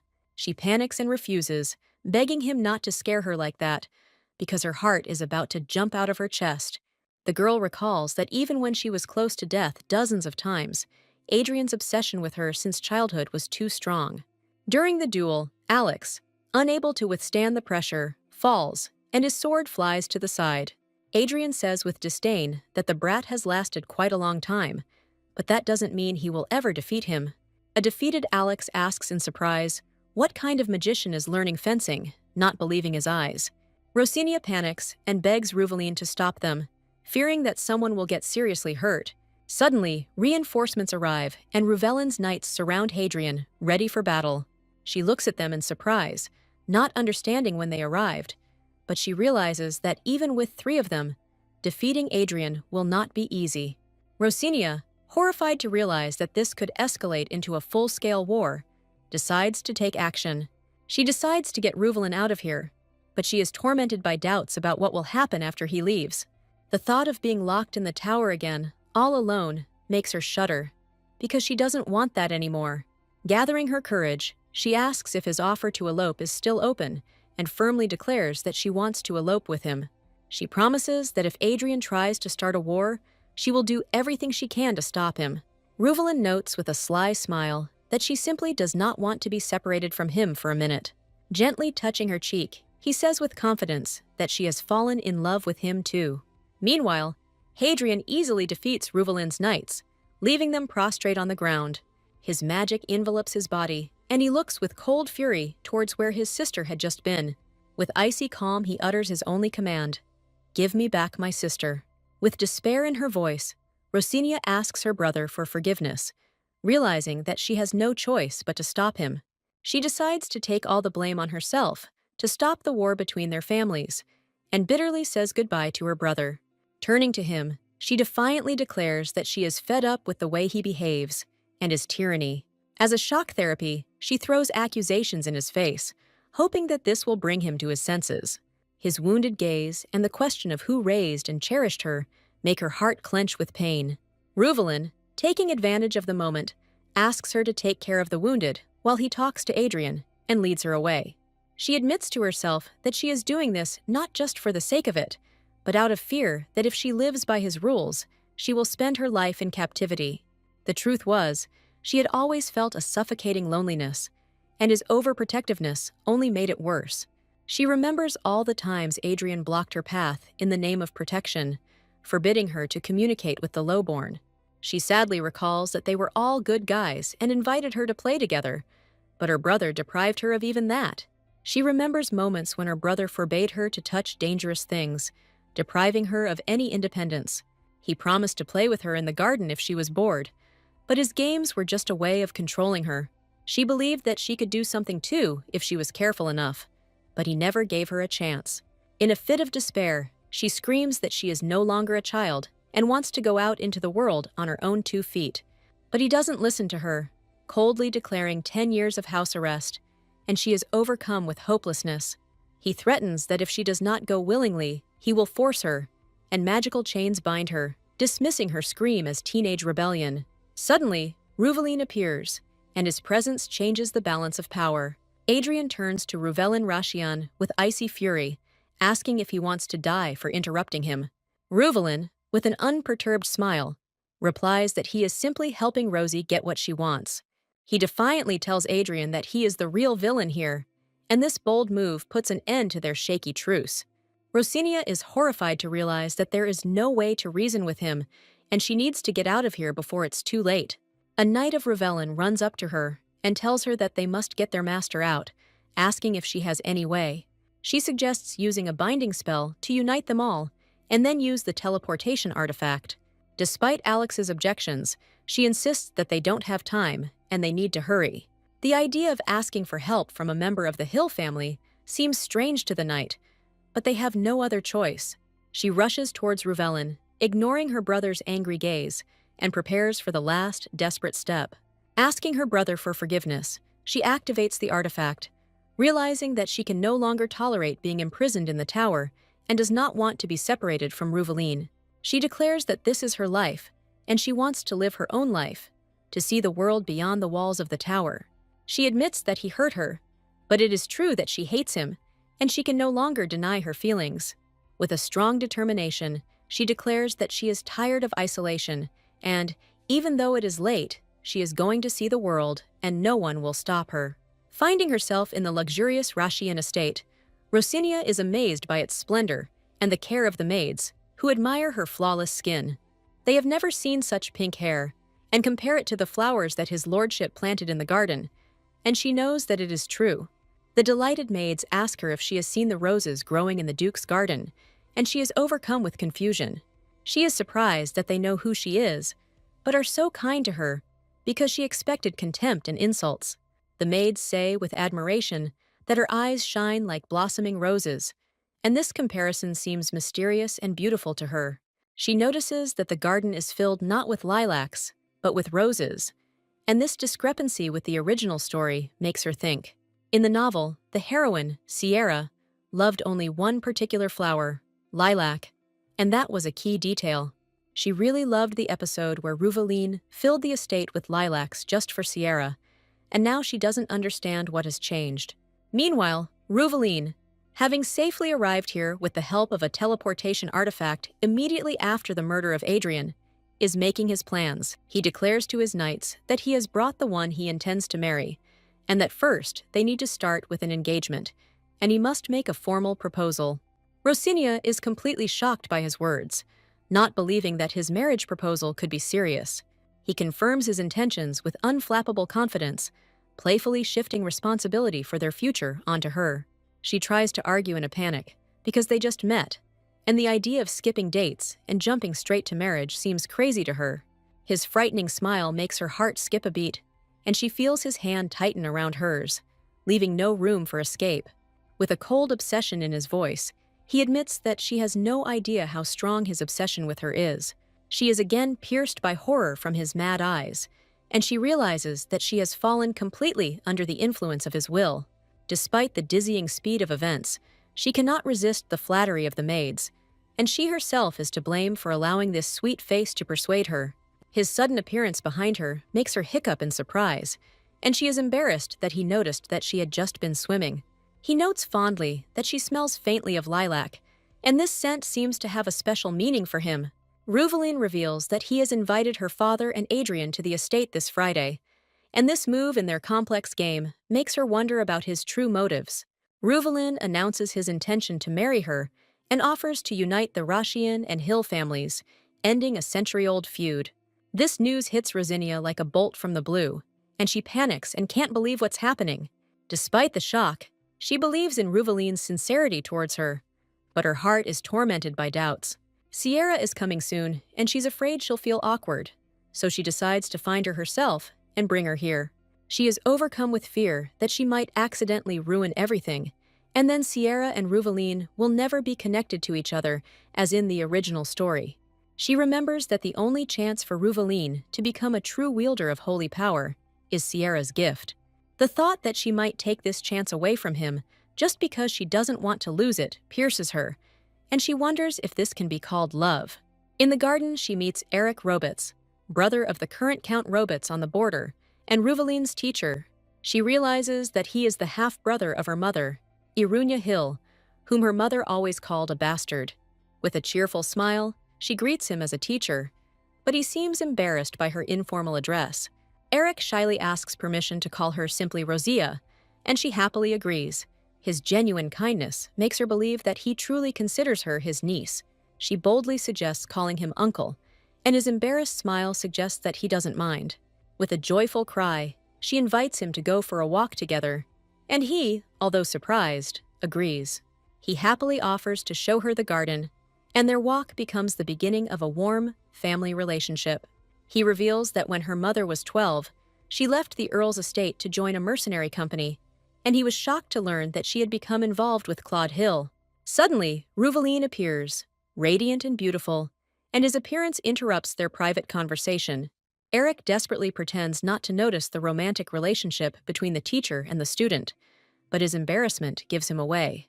Ruvaline notes with a touch of jealousy that she has already agreed to call him uncle, and his question about the gardens sounds like a challenge. He kisses her hand and declares that from now on, he will see her off, and Eric bitterly realizes that he will never be able to defeat this persistent young man. Finally, Friday arrived, and Adrian and his father arrived at the Rashian estate, ready for the decisive meeting. Adrian's first question, full of cold fury, is where is Rosinia? And he brooks no delay. He is tormented by the memory of how his mother, the most powerful sorceress in the world, disappeared without a trace, leaving him alone. Little Rosinia anxiously asked him what had happened to her mother. Not understanding the whole tragedy, he knew that this world was too dangerous for Rosie to survive alone, and that thought made him protect her at any cost. Ruvaline, with a confident smile, announces that he is here to openly and honestly ask for their blessing for his engagement to Rosinia. Adrian's answer is short and cold as ice. No way, and his look does not bode well. The father looks at Adrian with bewilderment, not understanding how Rosinia could fall in love with such a man, and believes that Ruvaline is simply captivated by the beauty of his daughter. With a slight smile, he notes that their daughter has already reached the age to experience such feelings, and her smile is genuine happiness. He remembers the words of his wife, who hoped that their daughter would one day be able to marry the one she loved, and he realizes that he cannot refuse her. With a warm smile, the father says that when you are with someone you truly love, you are truly happy, just like he is with Irunya. Looking at the happy couple, he gives them his blessing, realizing that this engagement will bring much benefit to both families. He believes it is time to end the long feud between the Hills and the Ratians, and Ruvelin's feelings seem genuine to him. But Adrian, with cold fury, declares that the words of Rashian, who is so closely connected to the Rabitzes, cannot be trusted. He sees Rosinia only as someone he must protect, and his obsession clouds his vision. Father says with understanding that he understands his feelings, but Rosinia is no longer a child, and it is time to trust her and let her make her own decisions. With firm determination, he gives his consent, seeing that their feelings seem sincere and that Rosinia loves him too. Adrian's father asks him what it will take for him to agree to the engagement, and his answer shocks everyone. With icy calm, he declares that if Ruveline Rashian takes the oath of the heart, he will agree. Rosinia screams at her brother in horror, asking if he has gone mad, because the oath of the heart is a deadly ritual. Adrian cuts her off coldly, stating that it is up to Ruveline Rashian to decide, not her. Rosinia screams in rage that she cannot remain on the sidelines when it comes to her engagement. She realizes that he is essentially asking Ruveline to live as a walking time bomb, and this horrifies her. The father turns to Adrian doubtfully, saying that it is too much to demand an oath of the heart from the head of the Ratian house. But Adrian is adamant, declaring that this is precisely why it is necessary, and he has every reason to do so. He says with disdain that he never trusted the scoundrels of House Rashian, and if they want his trust, they must risk their lives to earn it. The oath of the heart is a ritual that binds life itself, and if the one you swore to dies, you die with them. Rosinia is horrified to realize that this could mean the end of the Duke's direct line, as he has no heirs. She is sure that Ruveline has no reason to make such a reckless oath, and looks at him with concern. But he, smiling, took her hand and declared that he would do it, because he still had no desire to live without Rosinia, and if she left this world, he would follow her. His shining smile and willingness to do anything for her make her heart flutter with love and fear. She panics and tries to stop him, asking if he is in his right mind, but his resolve is unwavering. Even her father tries to reason with him, saying that Adrian probably just wanted to test him, but that's not true. Adrian says with a cold grin that he didn't test it, and his words sound like a death sentence. Rosinia, horrified, realizes that this is madness, because the oath is one-sided, and if he dies, she will live. Adrian, with icy calm, asks Ruvelin if he knows how to fulfill the oath, and suggests that they begin. Ruvelin confidently declares that he is ready, and offers to begin whenever he wants, standing between the two sworn enemies. She watches in horror as her brother begins the ritual, not believing that he is actually going to do it. The next morning, Ruvelin finds her in bed, hidden under the covers, and tenderly calls her name. She thinks bitterly that whether it's Adrian or Ruveline, they just do what they want without paying attention to her feelings. From this moment on, his heart and life belong to hers, and this vow binds them forever. Rosinia looks with horror at her brother, who cold-bloodedly forced him to take this deadly oath.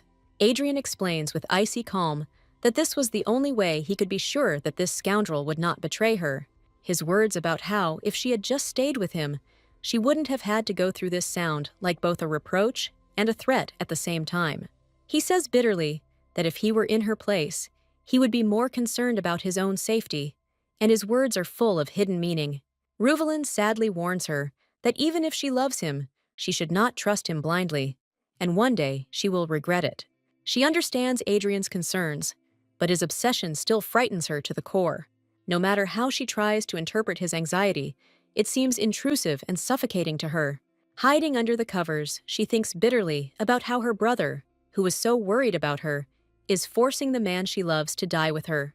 This hostage-like engagement upsets her more than it pleases her, and she wonders if he thinks life is just a toy. His embarrassed look and red cheeks make her heart flutter, and she screams with delight. She playfully offers to make amends with him, and he readily agrees to whatever she asks. In fact, she is not so angry anymore, because his sincerity disarms her. She says, slightly offended, that she's just a little irritated, and his silence speaks volumes. She reproachfully states that neither he nor Adrian listen to her and simply act in their own way. She sits on the bed, and he, sitting down next to her, looks at her tenderly, ready to listen to everything. Her head is spinning with the thought of how to explain that she is angry because she loves him too much. Embarrassed, she thinks that maybe she should write it in a letter so that she won't feel so embarrassed. He confesses with remorse that he should not have taken the oath without her consent, and that it was selfish of him. With pain in his voice, he says that he was afraid, and this simple admission reveals to her the depth of his feelings.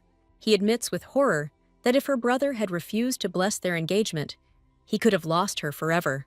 The thought of never seeing her again was unbearable to him, and he was willing to do anything to avoid it. He begs her to understand that he had to make this vow no matter what, but she cannot understand his desire to die together. He tenderly says that perhaps he loves her even more than she loves him, and this confession makes her heart melt. Suddenly, their conversation is interrupted by a servant who announces an urgent guest, and Rosinia, in a panic, hurries him. Ruvaline is surprised to learn that the guest is the daughter of Killian Oscar, his former doctor.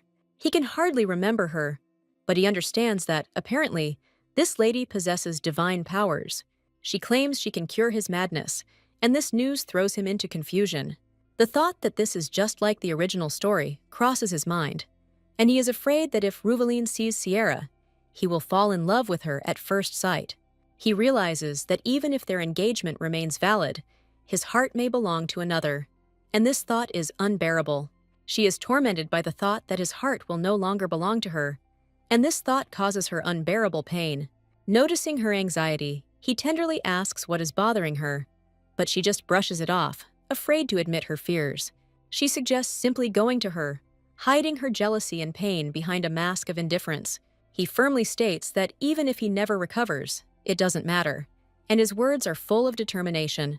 Rosinia bitterly asks if he is ready to suffer for the rest of his life because of the madness of Mana, but he only replies that he does not care.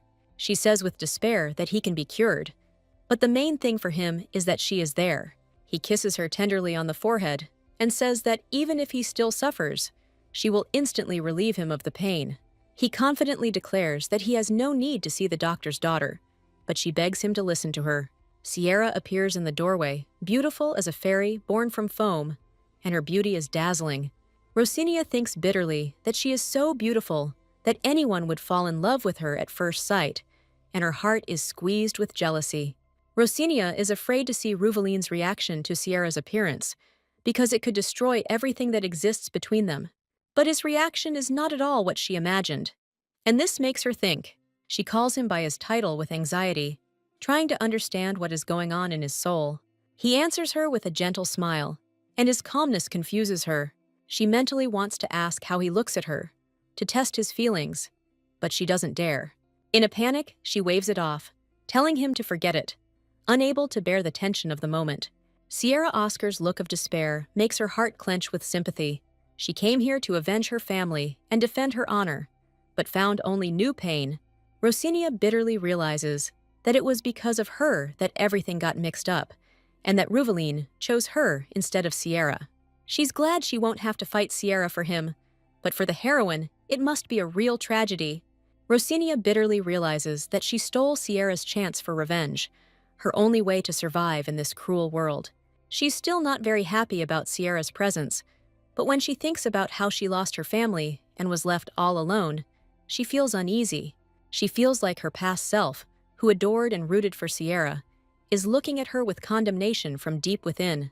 A strange feeling of guilt overcomes her, because her existence seems to have destroyed the life of the real heroine. When she thinks about how Sierra lost her entire family and came here alone, she just can't turn a blind eye to it. She understands that since Sierra has strong divine power, she can be of great use to the ducal house as a whole. Healing Ruvelin isn't the only possible deal, and she decides Sierra needs to be given a chance. She decides to trust Ruvaline, but the worry on her conscience forces her to act. Noticing her agitation, Ruvelin anxiously asks what is wrong with her, and she, gathering her courage, makes a decision. With a fake smile, she says she just wants to hear what Lady Oscar has to say, and her game begins. With cold politeness, Rosinia addresses Lady Oscar, saying that she has understood the essence of her situation and that she needs the Duke's help. Sierra nods sheepishly, confirming her words, and her innocent appearance causes mixed feelings in Rosinia. She bitterly thinks that because Ruvelin doesn't care, Sierra is relying on her, and this makes her feel even more guilty. With desperation in her voice, Sierra says that maybe she can help her in return, and that's why she came here.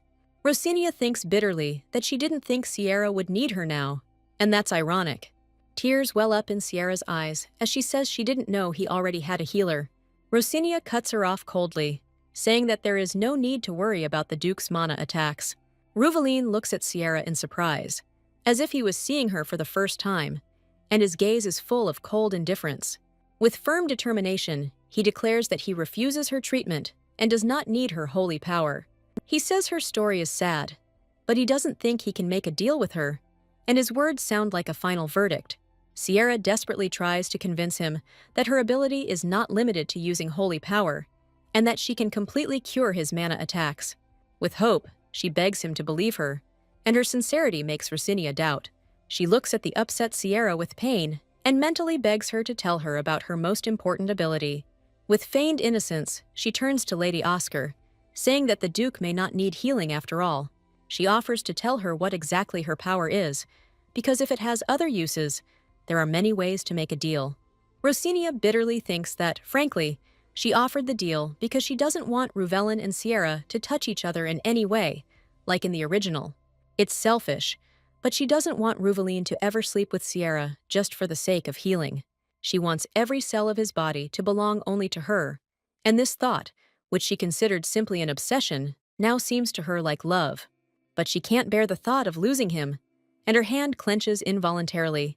She realizes with horror that he has noticed her anxiety and jealousy towards Sierra, and her mask of indifference is cracking at the seams. Sierra reveals her ultimate ability, transforming mana into holy power, making the Duke an ideal wielder of it.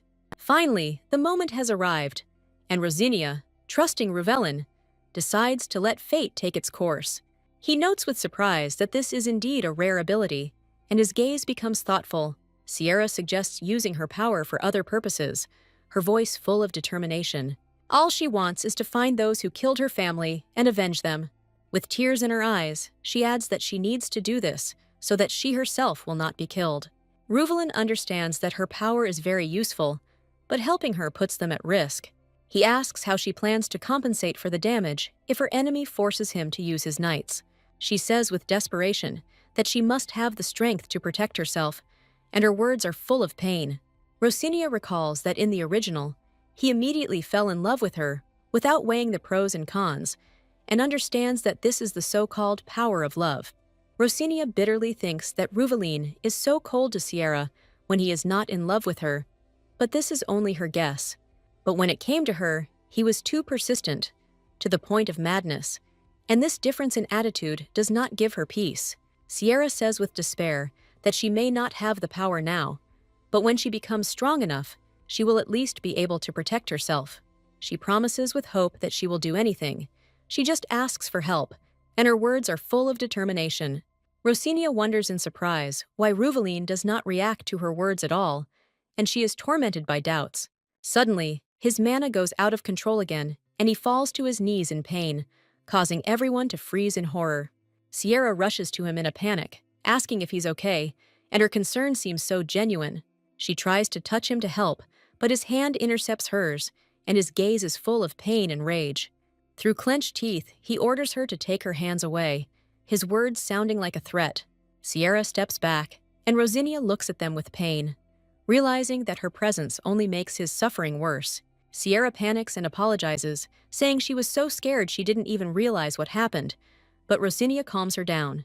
She touches his forehead with alarm and realizes with horror that it is burning, and even in this state, he rejects Sierra. With cold politeness, she asks Lady Oscar to leave for a moment and orders the servants not to let anyone in. Sierra nods understandingly and leaves, leaving them alone in a tense silence. Rosinia understands that she needs to calm his mana, but she is confused that this is happening in the reception area. She asks him to raise his head, and he obediently clings to her, seeking comfort in her arms. He presses her against the wall, and their closeness becomes almost unbearable, making her heart beat faster. She mumbles his title through her breath, but he interrupts her, begging her to call him by his first name, as before. His seductive smile and gentle look make her forget about everything, and she drowns in his eyes. He tenderly admits that he wants to stay with her like this forever, and does not want anyone to interfere with them. With a seductive smile, he asks if she will also say that she wants to stay with him like this forever. He begs her to call him by his name, Ruveline, and their closeness becomes almost unbearable. Rashian's sadistic torment continued until the next day, but now everything had changed.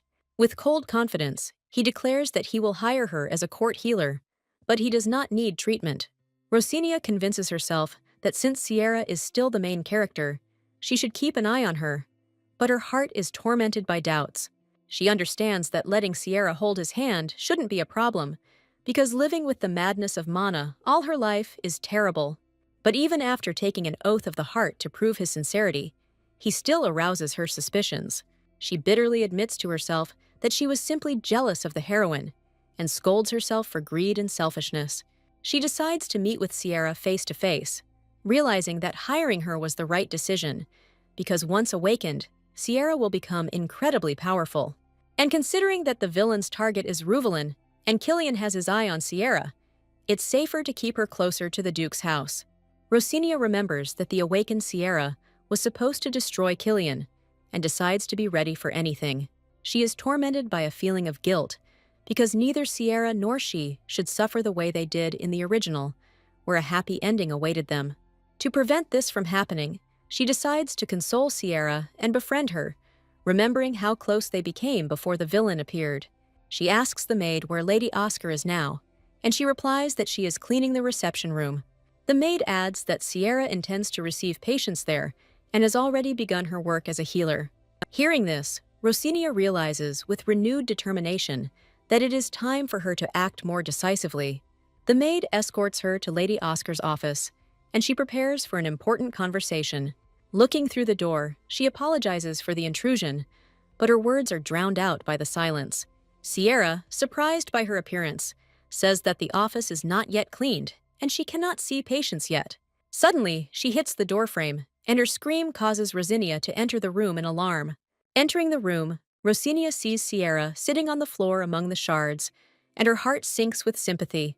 There are drops of blood on the floor, and she notices with horror that Sierra's hand is cut. Suddenly, Rosinia trips herself, her scream echoing throughout the room, startling Sierra. She asks with concern how she ended up here, and her voice is full of genuine concern. Sierra sheepishly apologizes for the mess, but Rosinia just waves her off, fully focused on her wound. Sierra readily says that she will clean up the shards right now, but her voice trembles with pain and embarrassment. Rosinia screams in horror that she cannot clean up the shards with her injured hand and asks her to let her do it herself. With a slight smile, she reminds that, after all, she is a mage, and this will not be difficult for her. Using magic, she instantly removes all the shards, and Sierra looks in amazement at her clean, bandaged hand. She says with gratitude that she doesn't even know how to repay her, and Rosinia, with a kind smile, helps her tidy up. Rosinia smiles and says that there is no need to take it as a duty, because she just used a little magic to clean up. Sierra is so touched by her kindness that Rosinia is perplexed and wonders why she is so grateful. Sierra readily offers her help, wanting to somehow repay her kindness. Rosinia asks with a mischievous smile, how about becoming her friend? And her offer takes Sierra by surprise. She explains that they are the same age and suggests that they call each other by their first names, dropping the formalities. When asked if she would be her friend, Sierra happily agrees, although she adds Lady Rosia with embarrassment. Rosinia thinks with a smile that this is already progress, and that's enough for today. With genuine joy, she thanks Sierra for becoming her friend, and their friendship begins anew. She understands that it will take time to gain Sierra's trust, and hopes that the villain will stay away for now. Seeing her off, she curiously asks why she cleans the room alone and whether the servants help her. The girl, caught off guard, awkwardly tries to hide her wound and embarrassment. The heroine notices her confusion with a shrewd smile, already guessing the reason. She is struck by how pathetic and hunted the young maid looks. A sudden insight tells her that this is not just a matter of an ordinary injury, but of the cruelty of the servants. The woman in red firmly orders that all the guilty parties be brought in immediately. There is a cold rage in her eyes and a desire to know why they left their post. The terrified servants stand before her, their faces distorted with fear in anticipation of punishment. The heroine remembers that this terrible episode was in the original story. A flashback shows the servants abusing a defenseless Sierra. Then Ruvelin punished them, and now justice must prevail again. Shrouded in an ominous aura, she demands an answer, her patience running thin. In a panic, the servants babble excuses, trying to shift the blame onto the innocent girl. Her cold gaze pierces them right through. She doesn't believe a single word they say. The girl announces the magic of lie detection, and the servants' last hope for salvation collapses. Throwing aside their pathetic excuses, she asks the main question on which their fate depends. The reason for their cruelty turns out to be ridiculously petty, born of childhood resentment. Having restored justice, she instructs her assistant to report everything, deciding to personally take care of the victim. She approaches a frightened Sierra, her sudden concern catching the girl off guard. Confused and grateful, the young maid barely finds words, not understanding the motives of her savior. The heroine's internal monologue reveals that her good deed was part of a larger plan that unexpectedly worked. Under the pretext of caring, she suggests shopping, seeing it as the ideal way to get closer to the girl. Her generosity looks like concern, but in reality, it is a calculated advance to bind Sierra to her. She knows about Sierra's pride, so she disguises her help under the guise of payment, hiding her true intentions. Embarrassed by such generosity, Sierra hesitates to accept the gift, considering it too expensive. The girl easily dispels her doubts, convincing her that for her it's a mere trifle. A sudden realization shocks her, and she has unknowingly taken the place of the original story's protagonist. She hands Sierra the money, feeling the need to compensate for what she cannot give her by birthright. A warm connection develops between them, and the heroine mentally pushes her friend towards her true destiny. Having decided to play the role of the protagonist to the end, she suddenly stops to prepare a surprise.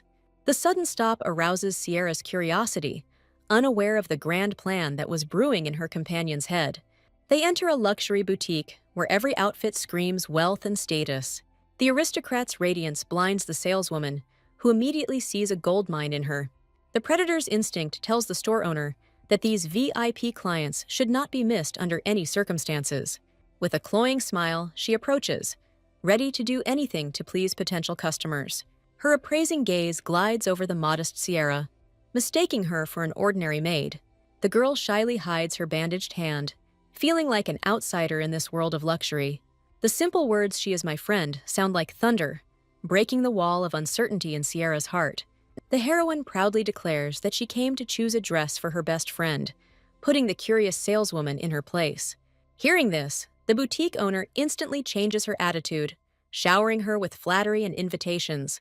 The girl in the blue dress is full of determination, because today her main goal is to win Sierra's trust, and nothing will stop her. Transformed in a luxurious dress, Sierra shyly tries to refuse such generosity, amazed by her beauty. The enthusiastic exclamations of Rosia and the saleswoman finally convince them that this dress was made especially for her. The boutique owner sees the modest girl as an ideal model, and her entrepreneurial spirit demands that the banquet continue. They leave the boutique with their purchases, leaving behind a trail of gold dust and admiring glances. Relieved to see her friend's genuine joy, Rosia decides to strike another blow to her heart by touching on her secret passion. She pretends that her guess about Sierra's love of books is accidental, although in fact, this knowledge is her main trump card. The pink-haired girl realizes that she is using an unfair advantage, looking into someone else's soul like an open book. The young maid's heart flutters from such insight and care. She has never felt so important. Rosia resolutely cuts off all objections, because the next point on her plan is a bookstore, and gifts for friends are not up for discussion. As they enter the majestic book paradise, Sierra's eyes light up with delight, and Rosia knows she's hit the mark. She cleverly sends Sierra to pick out books to clear the stage for the main event. She is perplexed by Ruvelin's strange literary taste, which seems completely absurd to her. Desperate to understand his preferences, she decides to rely on the beautiful cover, knowing that any gift will be gladly received. With a gift in hand, she sets off in search of Sierra, anticipating the outcome of her plan. And here it is. That very moment, Sierra is enchanted by a mysterious stranger who recommends a book to her. A thought strikes her when she sees the mysterious blonde man. This can't be just a coincidence. Not believing her eyes, she watches as the second main character appears exactly as she had scripted. Burning with curiosity under the guise of innocence, she approaches Sierra to find out all the details. Sierra's embarrassed blush betrays that the chance encounter in the medical department was something more. Details of their conversation flash through her head, and the image of a stranger who looked like a doctor is already firmly lodged in her heart. A fleeting suspicion makes her doubt whether she was mistaken in her guesses about the stranger. She quickly pushes away her anxiety, reassuring herself that, according to the plot, it is still too early for the villains to appear. Despite Sierra's embarrassed protests, she insists on buying the books, strengthening their friendship with her generosity. Suddenly, they find themselves in an unfamiliar alley, and the heroine's sense of direction treacherously leaves her. Her guardian knight notices his mistress's confusion, his closeness making her heart beat faster. Admitting that she is lost, she completely trusts her companion, who promises to lead them to the carriage. Relief fills her as they emerge from the maze of streets, but something still feels wrong. A chilling premonition creeps into her soul, making her hope that this is just a figment of her imagination. The unnatural silence and emptiness of the usually crowded streets makes all three feel an inexplicable sense of unease. She tries to convince herself that the area is safe, but an inner voice screams at her about danger, urging her not to let her guard down. Her hand flares with blue flame, a secret sign of the readiness for the battle she has been sensing. A faithful knight points to the main road, but this calm turns out to be only the calm before the storm. A fleeting sense of relief gives way to laughter, and they have no idea that the worst is yet to come. Suddenly, their cheerful conversation is interrupted by the clang of a sword, and the air is filled with a ringing tension. She instinctively pulls Sierra to her, her whisper the only thing that promises protection in the coming chaos. An invisible force descends upon them, trapping them in a web of hostile magic. Her first thought is protection, and a saving magic circle instantly flares up beneath her feet. The enemy's disguises crumble under the onslaught of her power, revealing their true, evil faces. 3 hooded figures emerge from the shadows, their sinister smiles ominous. A terrible guess pierces her. They came for her, for Adrian's sister. A frightened Sierra looks at her protector with alarm, not yet fully realizing the scale of the impending threat. A cold anger flashes in Rosia's eyes as this perfect day is ruined beyond repair. Surrounded by enemies, she stands resolutely in front, ready to listen to their demands before unleashing her wrath upon them.